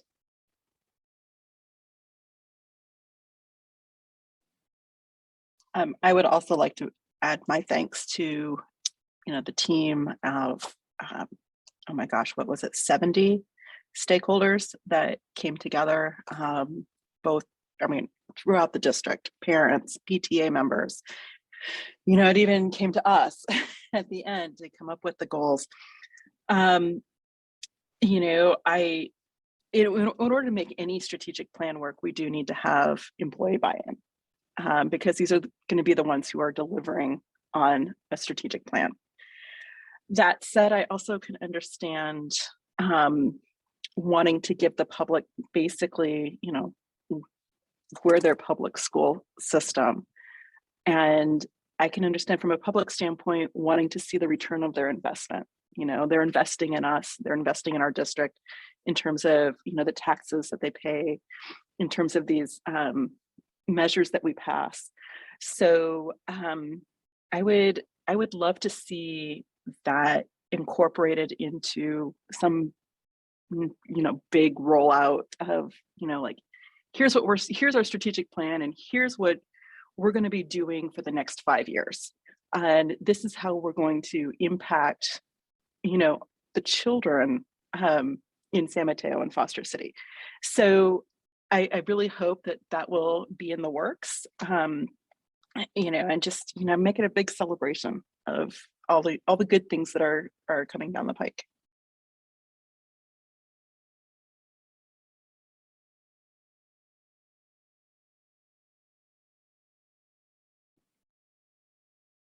Okay, I did want to thank Randy for her comment, and I guess I could have taken that a step further and talked about more about the community stakeholders. I think what I was kind of thinking about tonight was that this is the first time that we have these very, very specific goals and steps, and I think that obviously it's important to get the employees that on board with this, because if not, this is just a document that sits on a shelf somewhere, and we want this to be something that as a district we can all do together.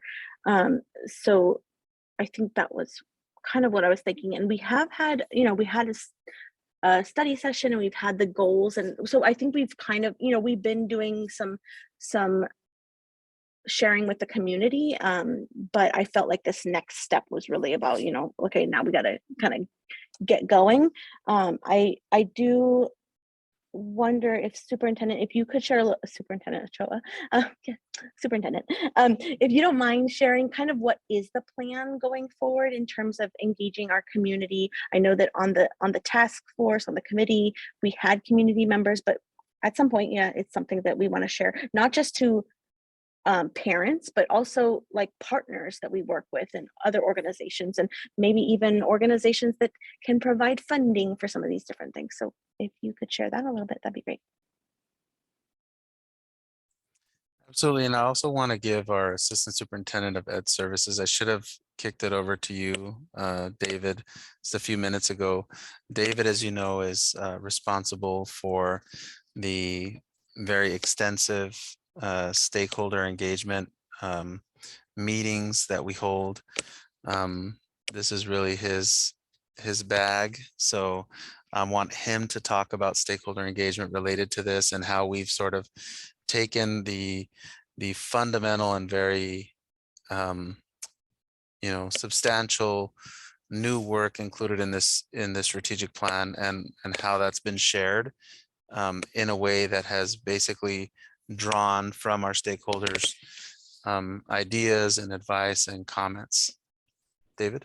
Sure. So just, wanting to acknowledge that at this stage, we really are, and we have a big communication and socialization step with the strategic plan. But just to acknowledge that back at the beginning of April, as we were beginning to craft the language around the strategic plan actions, that we started actually bringing those actions to our LCAP engagement. So the core of our work around the LCAP this spring was actually work focused on the language that was being drafted at that time. So, meeting with our CDAC, meeting with DLAC, meeting with the stakeholder advisory team, 2 community engagements, 2 engagements with our teachers.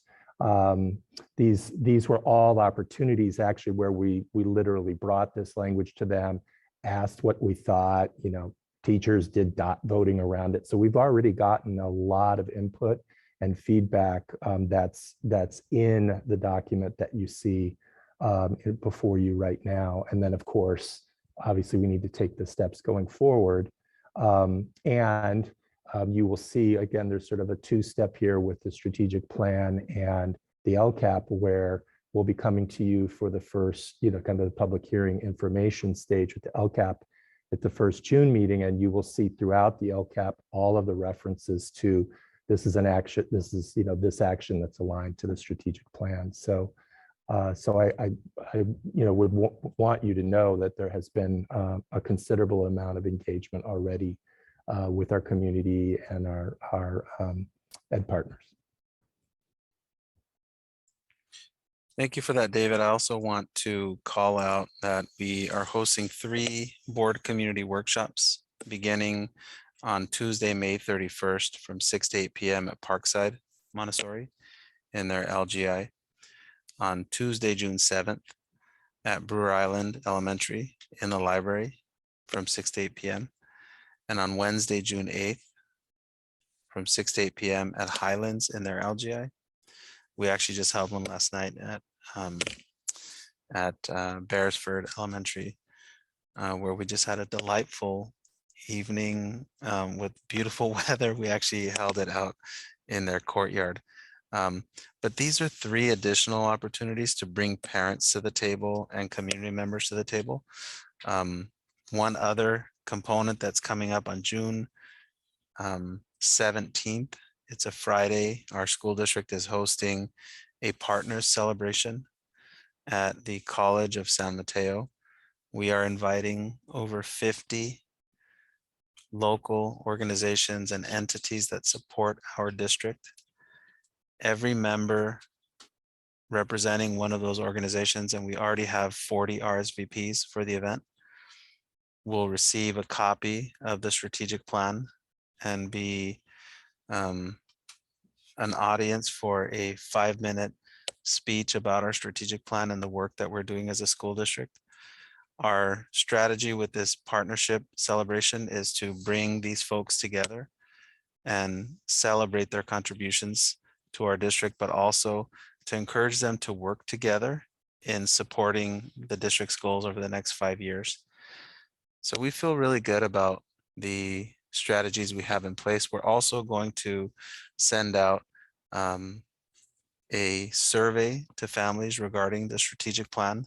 Of course, we wanted to have this presentation for the Board of Trustees, give an opportunity to hear your feedback. And as you know, tonight's meeting is a public meeting and open and accessible to all members of the community that we promote using our social media, our email system, our district website.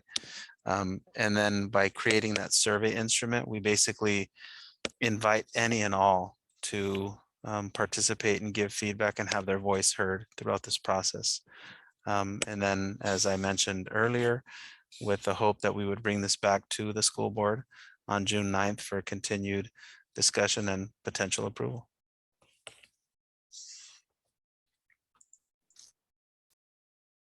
Thank you. Are there any other comments on this? I'll be brief. I just, and sorry I've been been quiet, y'all. Just trying to take care of my little one here. I was just going to thank everyone for all of their hard work as well. I'm you know, many years ago, we recognized that the previous strategic plan was out of date, that we didn't have like, you know, like a really good one pager. Like there were just things that had like cycled out, and we recognized the need for a really solid strategic plan. And, you know, here we are years later, and it's finally almost complete. And it took so much time from our community members, our parents, our teachers, everyone involved, and really grateful for it. And, you know, this type of plan and the depth of the plan and the thoughtfulness, and like Shara said earlier, like, you know, it's a strategic plan, so it's very strategic, right? Like that's the whole idea. But this, you know, this is going to expedite all of the work that we've been doing throughout the years, and really just make it more effective and make sure everyone is on the same page. And I'm really excited about that. It's, you know, it's going to be very clear, and I'm excited that we have this event on the 17th. And I'm not sure if I'm invited, but I'm going to invite myself. I'm just kidding. I would really love to go. But, you know, I think what the growth that our board in our district has had in the past 4 years has been very clearly recognized, right? The focus that we have had and the engagement we've had with the community. I feel like it's come a long way, and I think that's very clear to most people. And, you know, there will always be ways that we can improve, but every part of what we do in our district matters, right? Like our kids deserve to have top-notch facilities, and you can go to any one of the local high schools in the San Mateo Union High School District, and it's night and day compared to some of our school sites. And so, you know, our kids deserve the very best as well. And our community recognizes that. And I actually I totally forgot to report out about something earlier. It's been a busy week, y'all. But sorry, I was trying to make the point that I complained to one of the board trustees over the weekend from the San Mateo Union High School District, how they have all this bond money and all of their facilities are, you know, like they've been renovated. They're amazing. They're state of the art. And we need that too. And so if they could put a pause on their bonds so that we meet the needs for our kids in our schools, I think that's really important. And it's all part of what our kids deserve. Yeah, and then I'll give a report out later, but I spent the whole weekend at CSBA, at the CSBA delegate assembly. And so can't believe I forgot to report out about that. I spent so much time on it this weekend.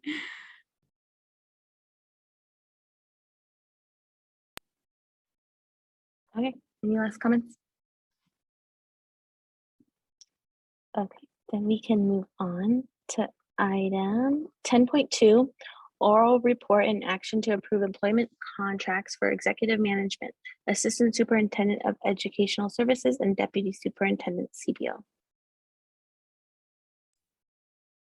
Thank you, President Proctor. It's my unique privilege to be able to bring this item forward to the board. Executive managers are employed pursuant to individual written employment contracts and approved by the Board of Trustees. Relative to our Assistant Superintendent, David Chambliss, the term of employment for Assistant Superintendent Chambliss is July 1, 2022 through June 30th, 2025. David is being recommended to be employed, and it's a continuation of his current employment as the Assistant Superintendent of Educational Services at an annual salary of $234,519. The same medical, dental, vision, and life insurance is provided to the district's management personnel will be made available to David. And the district will provide $1,000 cap towards district medical coverage or in lieu of district medical coverage. For the deputy superintendent CBO, the term of employment is from July 1, 2022 through June 30th, 2026. And Patrick Gaffney is being recommended to be employed by the district as the deputy superintendent CBO, an annual salary of $270,000. The same medical, dental, and life insurance is provided to the district's management personnel will be made available to Patrick. The district will provide a $1,000 cap towards district medical coverage or in lieu of district medical coverage. Part of what is essential in developing a plan for the district and in aligning the district's management positions to execute that plan is to have a system of supports for school sites and a organizational coherence at the district office. So in most school districts where annual budgets are in the $150 to $200 million range, those districts are very infrequently also managing close to $500 million or $500 million in bond funds and bond programs.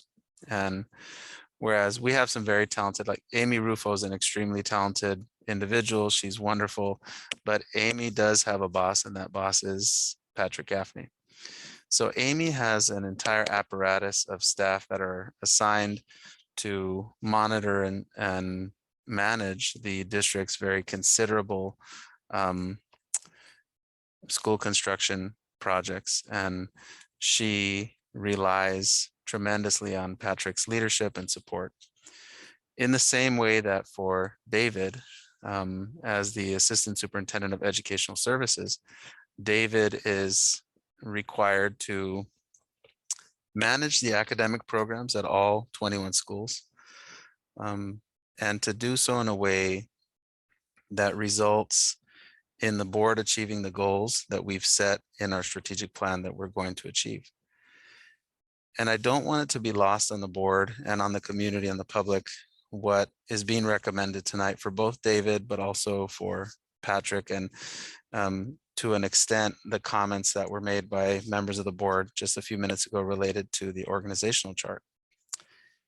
As a school district, when we deeply analyze the achievement of our students, dating as far back as 2015-16, which was the first year we were able to analyze the new, what they call SBAC or CASP, California Assessment of Student Performance.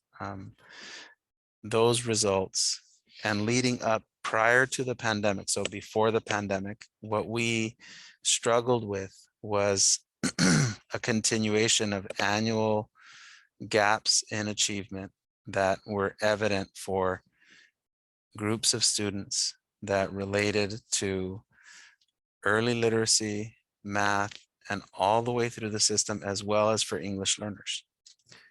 So one of the main draws for an administrator coming to this district is the school board's commitment to naming and addressing the achievement gap that exists, and to aligning resources to achieve the elimination of that gap. But in order to do so, David Chambliss now has a team of support in his department, one individual who's devoted to the professional development of over 1,100 employees, an individual who's devoted to the services of nearly 4,000 English learners in the district, another individual who's devoted to elementary curriculum and middle school curriculum, an additional employee. So David is responsible for leading those efforts, and based on the system built into the strategic plan, on delivering for those results. So among the many deliverables that this board will see built into the strategic plan is a reduction in the number of students not reading at grade level, is a reduction in the number of referrals for Latinx students to special education, in addition to all other subgroups, in improvement in the at grade level scores for all student subgroups in math and English, and a host of other achievements that we aim to have. As it pertains to Patrick and his work, he does something that in David's side, I'm actually very drawn to the work that David does. David gets 3 or 4 drop-ins from me every day to just talk about academics, because I'm an educator, I'm a teacher. I love the work. I love what David's job is to do. Patrick's in a different category. Patrick manages components of the district's work that I as a lifelong teacher and principal and educator, do not have the background or skill set to manage. Now, this is my close to 8th year as a superintendent, so you learn quite a bit over the years, but my depth of knowledge is based on the accountability related to the financials, not the depth of going into the financials themselves. And so the proposed pay for both David and Patrick align to comparables that are in the field. I do just feel the need to comment a little bit on the salary that was posted or that was mentioned earlier tonight in public comment, in that Patrick's salary from the 2020 reporting on Transparent California is dated. So his salary has increased quite a bit since that time. And so the proposed increase in pay for Patrick is not actually at the substantial increase that was stated this evening. And so I just wanted to comment on that. I think it's important to acknowledge that what's being proposed for Patrick is a substantial increase in pay. And I think it's commensurate with the expectation for him to deliver fiscally sound budget reports to this board, and to deliver on the $400 million in construction projects that are assigned to this district as a result of the effectiveness of our plans, but also the generosity of our taxpayers, and to do so in a structure where his efforts result in this district having the wonderful financial picture that we have, the forethought and the execution of the labor piece that Patrick's colleague Sue has helped to really shepherd us into, as well as the management of the very substantial technological, business services, employment services, and fiscal services work that that Patrick does. So my recommendation for the board is that employment contracts for executive management, assistant superintendent of educational services, and deputy superintendent CBO are approved this evening. And with that, I'll open to questions or comments from the board or public. Thank you very much. Are there any clarifying questions from the board?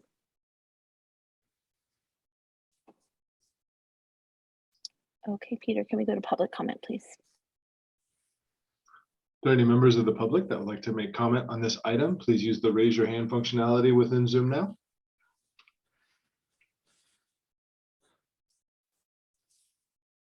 President Proctor, we have no hands for public. Oh, okay. Randy, go ahead.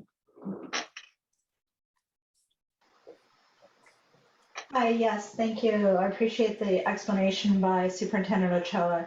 And just have one question that I hope that a board member will take up and present, which is a board that has stated many times that they are committed to equity.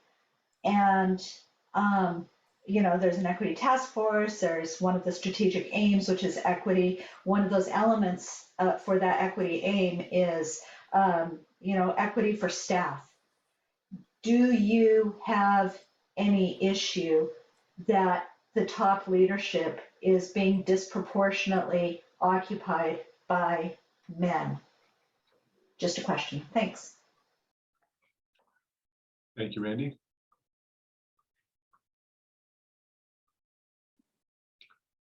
Okay, we will go to board comments, please.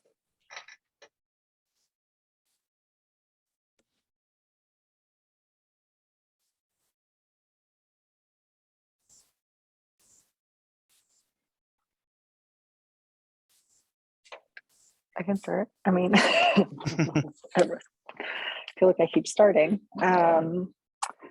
No, I'm fully in support. I'm really grateful for everything that David and Patrick have brought to our district and to the team. And, you know, grateful that you guys are both committing to our district for some more time and to continuing to do this work.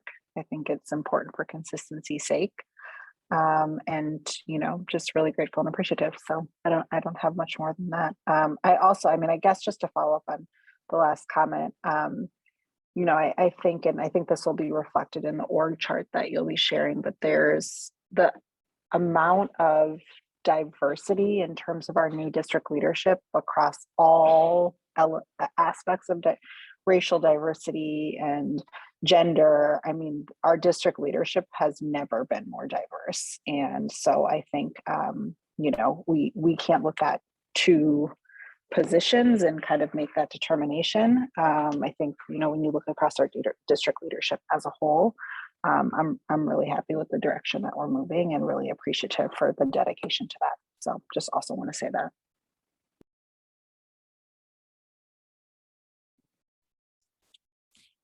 I will agree, and I'm just thank both of you for everything that you have done and will continue to do for the district. I think you both play vital roles in our school district and in the success of our district.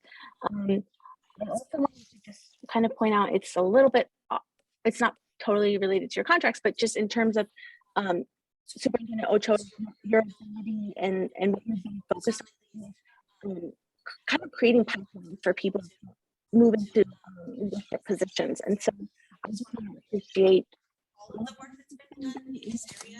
And like Trustee Watkins said, the district leadership does look very different than it has in the past. So I think it's great to see.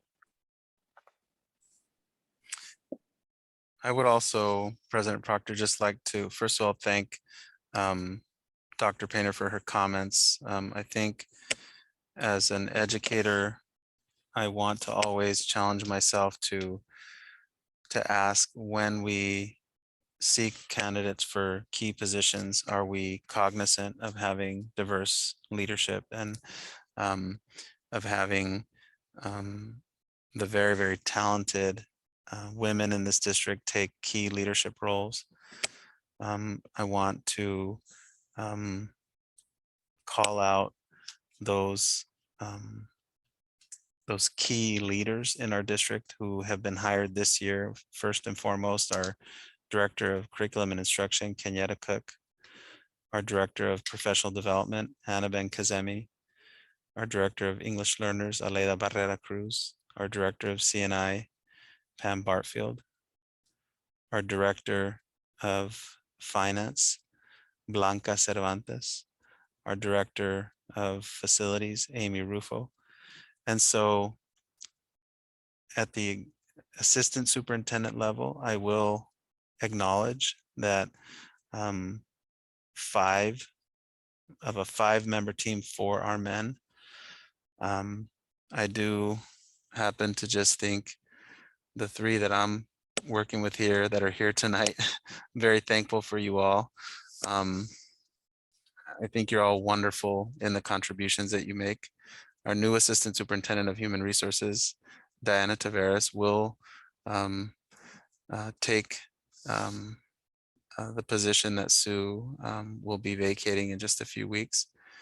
But I feel really good about the diversity in the larger picture when you go just a little bit beyond that team. And also I want to really call out the importance of continuity and having David and Dennis and Patrick, who were all here at the district when I arrived, continue in key positions, because I think it speaks to the assurance that the district's systems are going to be really well supported.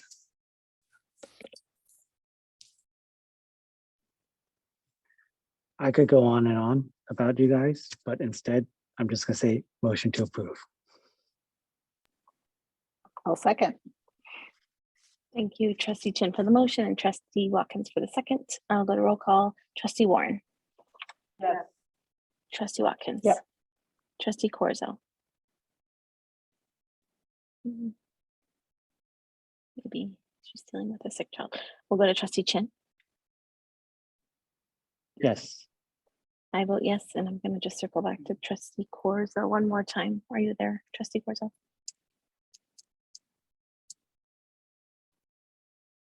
Okay, then I know that her son is very sick, so we will go with 4 yeses and 1.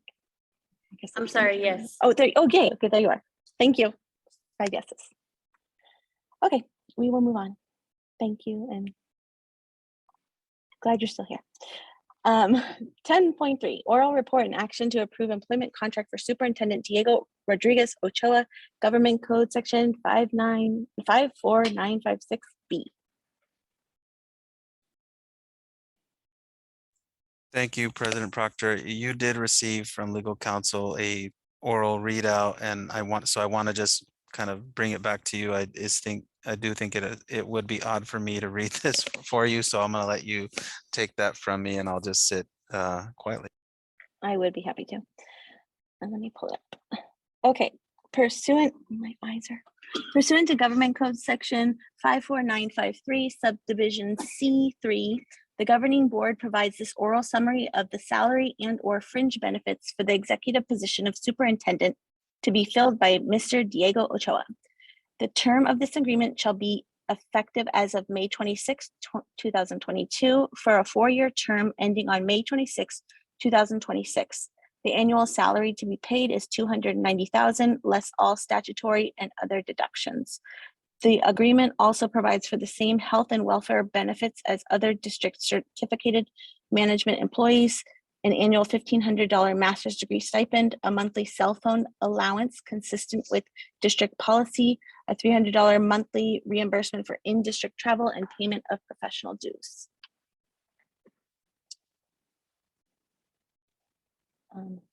Shall I go on? Okay, I will talk about this and I'll get us started and we can all chime in.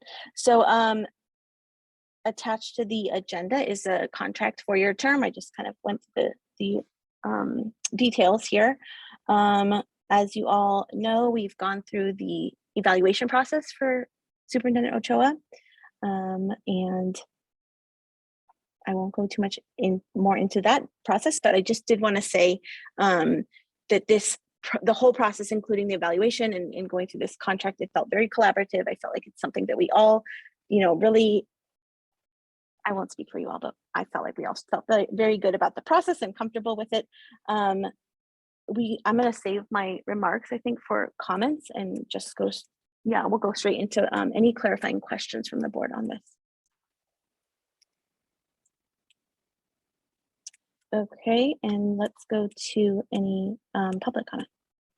If there's any members of the public that would like to make comment on this item, please use the raise your hand functionality within Zoom now.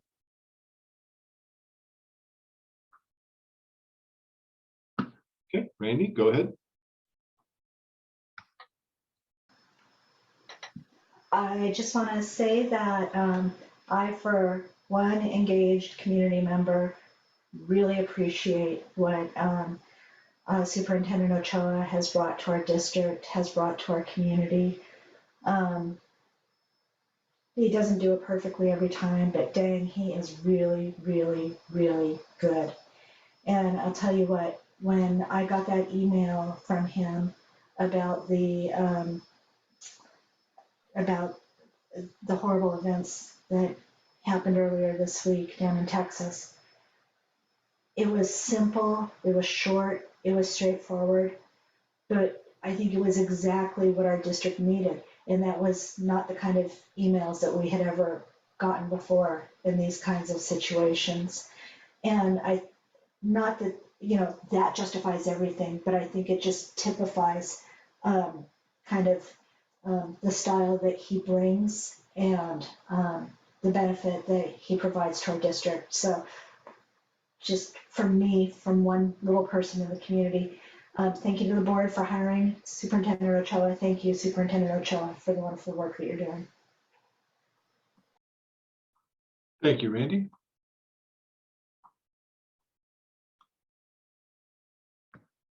Okay, President Proctor, we have no other hands for public comment. Okay, I'm gonna start with board comments.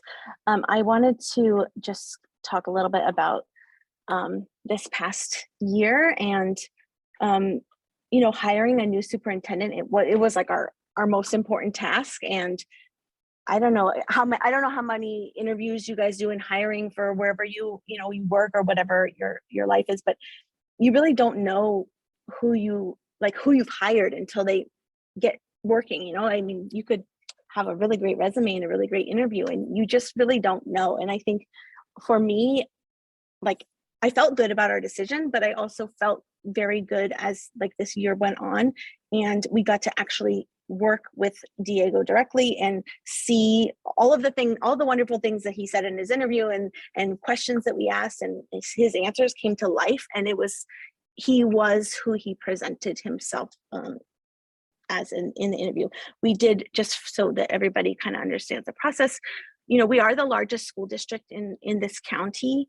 We looked at comparable salaries, and we just gone through the strategic plan process, and it's a 5-year plan. We want him to be around for we can only do a 4-year contract, everyone. So that's like the legal limit, but we want him to be around for this process. And I think it was important to, like I said, we didn't really know what we were getting into. We were kind of limited in terms of what the salary was we could offer at the beginning, because it is what it is. And so I think that this is a fair salary, and really represents the fact that we really value Superintendent Ochoa, and we want him to be here. I think some of the comments that I will just make, and I won't steal all the comments because we did do the evaluation together, but just appreciating that he is a leader that is data focused. He's determined. He is really energetic and willing to kind of roll up his sleeves and do the hard work. So I'm glad you're here. I'm glad you're going to be here for 4 more years. It's been a pleasure to work with you. It's so nice to hear positive feedback from the community, hear positive feedback from employees. Obviously, we have given lots of positive feedback as well, but it just makes me feel like our school district is headed in a really great direction, and we have you to thank for that. And I don't know, I can't thank you enough. And I could go on, but I'll let my other colleagues also chime in.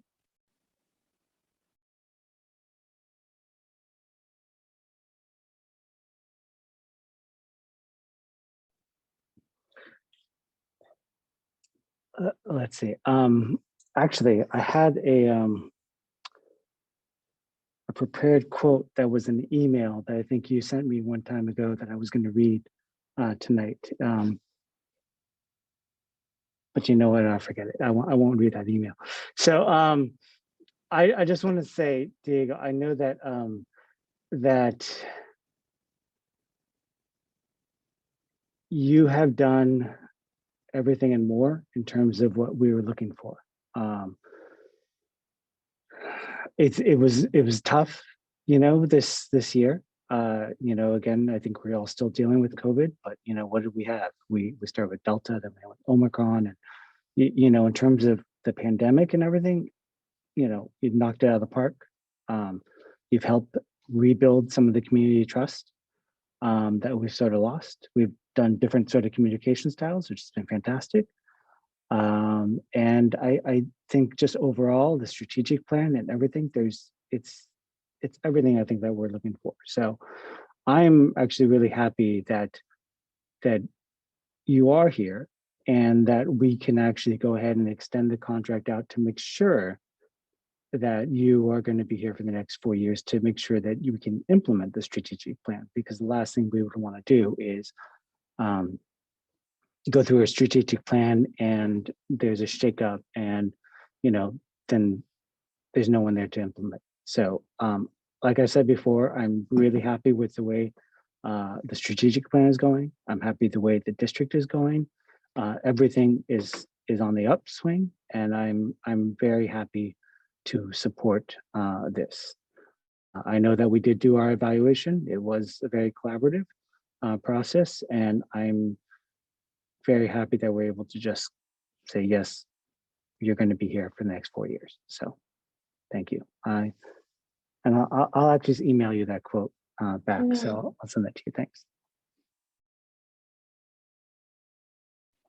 I can chime in. I think we as a board had a really clear idea about a focus for who we wanted in our next superintendent. We had, as a board, been really aligned around equity and really wanted an equity leader, somebody that was bringing that to the table. And I think, that's a piece that really stands out to me in terms of what you are bringing to the table. And I think there's been so many tangible things that have happened that have pushed equity in the right direction. I mean, you can see it embedded throughout the strategic plan, and just in every individual conversation that we have, when we just think about, we've talked about, like, you start peeling back the layers, and like, our systems are designed inequitably, right? Like, that is by default. So as you start to peel back the layer of any system, intentional or not, you find all of these pockets where we're just not doing right by kids, or we're not doing right by certain groups of, and just being able to have a leader that sees that in every aspect of the system and is just working really diligently to bring the right people along, to make data informed decisions, to push those boundaries. And that hasn't been easy, right? And there's pushback as a result of that. And I know it's challenging when you start to push a system that has in many ways operated a certain way for a long time. And that's again just the reality of like most of our systems, right? And you just, like, your eye is on doing what's right by kids and not getting distracted by the challenges that emerge when you're making difficult decisions. And so just really appreciate that. And I think also just say, like, as a board, we're like, I feel like we have really high expectations, and we like always want more, and we're always asking for, and our executive cabinet's laughing. Yes. And I will also say, you knew that because you watched 2 years of board meetings, so you weren't surprised that that was what you were stepping into. But I know that that's also like, it's good, and I'm sure challenging at times as well. And so, I'm glad that we have this opportunity to just like take a moment and say thank you, and we do appreciate everything. And I am so grateful that we get to continue along this journey and implement all the things that we've spent a lot of time talking about. And it's just really great to see all the progress so far, and just looking forward to continuing that. And we'll still keep having really high expectations and asking all those tough questions.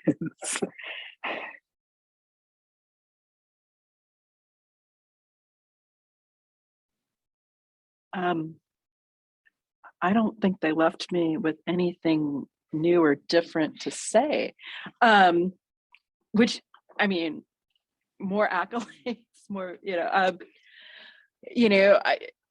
thank you for everything that you've brought to our district. Hearing public comment speaking praise of what a superintendent is doing is not something that we've heard in a long time. So it's really exciting to hear that. It's exciting to hear how informed the public feels with the changes in communication style. You know, I feel like it's taking a lot of steps in repairing and reconciling that relationship with the public. And that, you know, again, as I said before, you know, we're a public school district, and that's such a huge thing to be able to say and do. It's important. I mean, that's, you know, that's who we serve. So thank you very much. And yeah. I'll be brief. I always say that, and then I somehow end up talking for a long time. Diego, thank you. You know, I have to say that when you let us know that you had watched like so many of our board meetings, I was like, wow, like talk about doing your homework, you know? And you know, change is always difficult, and like coming to a new a district where there's an established culture and changing things can feel difficult for everyone at all different levels of the system, right? But I really appreciate the way that you bring people in, and I mean, everyone has said so many positive things about you already. I'll just add that, you know, we also want, you know, that same feedback for us as a board. And that is something that I have seen you do, right? Like give us feedback. And so it's a, you know, it's a give and take, but I appreciate that you have gone out on the limb. Like I remember when you published the COVID database and how like people freaked out and it was in the news, and like it was difficult because it was different. And then and you know, our pool testing and the way that you have led and really prioritized the health and safety of our kids has been really important. And you know, I know you were getting so much positive feedback way back when, and it's very normal for the end of the school year for like a lot of parent engagement to drop off, because everyone's kind of like, oh, 2 weeks away from the end of the school year, like I'm done, you know. But I know you'll be working very hard throughout the summer, and I think I see your wife on the Zoom, and so I'm glad she's here to hear us sing your praises, and to know that all the time that you spend away from home is well worth it, and you're really making a huge impact on kids. So thank you. And with that, I'd like to motion to approve this item. I'll second.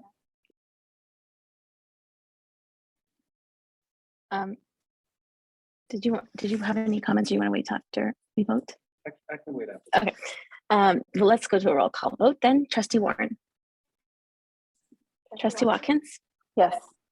Trustee Corzo. Yes. Trustee Chin. Yes. And I also vote yes.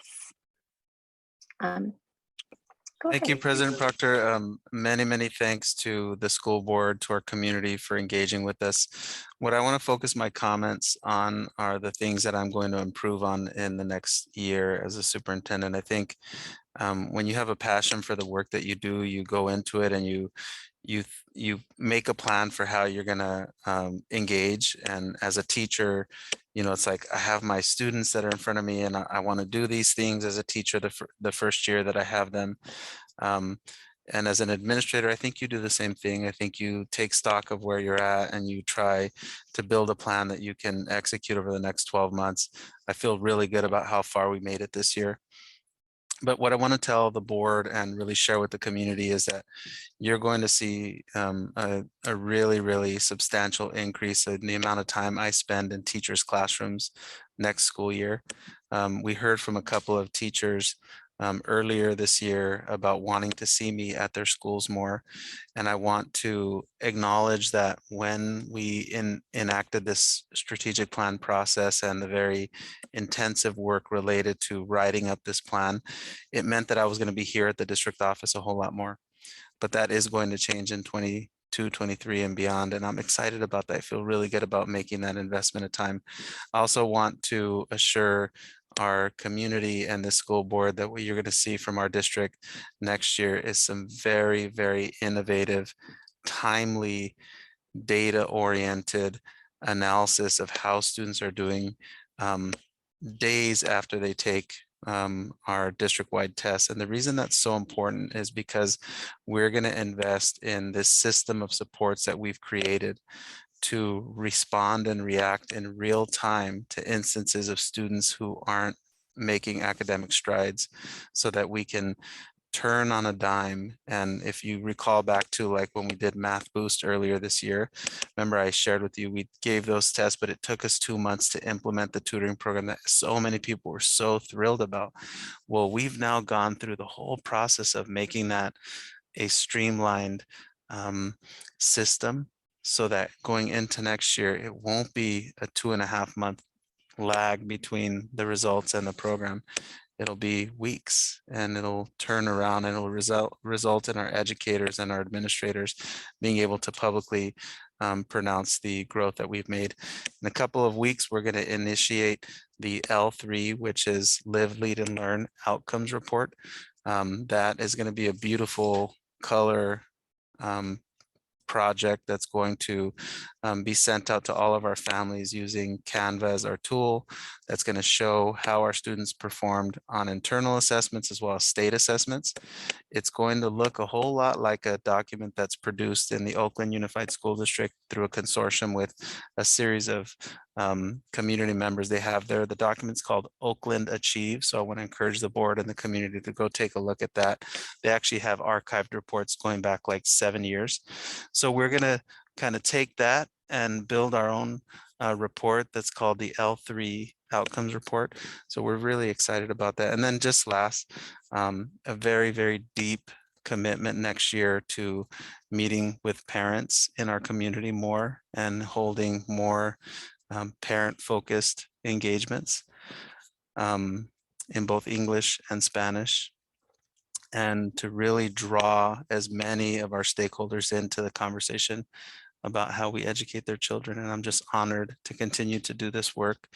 I wouldn't want to be anywhere else. And you have my commitment and my focus to do this together with everybody. Thank you.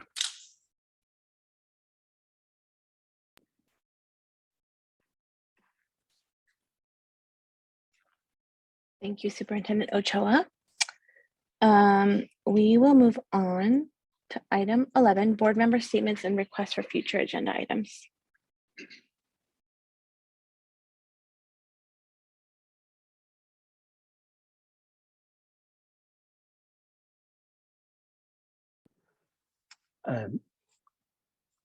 I'll start. The one future item I would love for us to have is talking about changes. We are going to be having an election this year.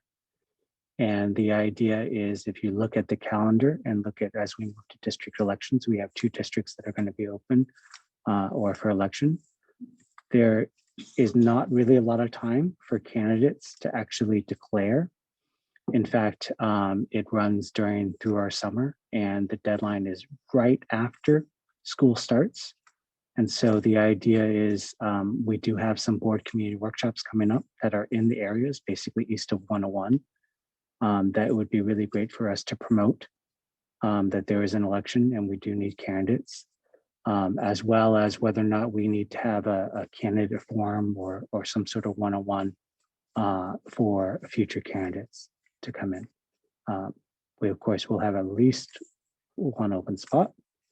And, you know, considering I have no skin in the game, if there needs to be some sort of Q&A or something else, I'd be happy to help out and promote our board. So if we could get some sort of flyer or something else, we also have the electronic newsletters in our schools that are going out. We only have basically 2 more weeks left. It'd be a great opportunity to promote that through the school newsletters in the next couple of weeks, because I don't think a lot of people know about it. So with that being said, I just want to acknowledge I was a little off at the beginning of the meeting. to be honest, I'm still sort of processing what happened in Texas, and with news and details that come out, it's pretty emotional, and I was pretty upset at the beginning of this meeting. So I just wanted to acknowledge that it took me a while to get going in this meeting, because I found that it's very difficult, especially considering I have a fourth grader. So I'm not going to say too much more, but I'm pretty angry about it. So that's all.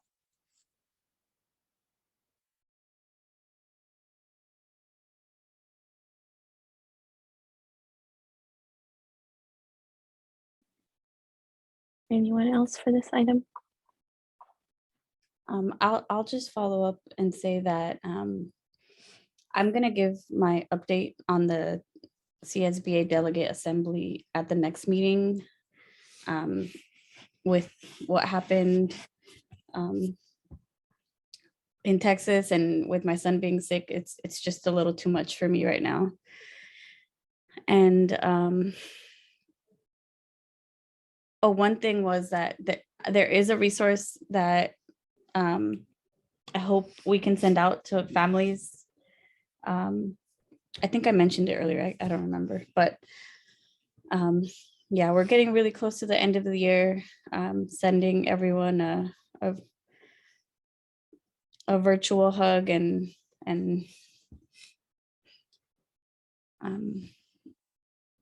yeah, we'll push through this. And yeah, thank you.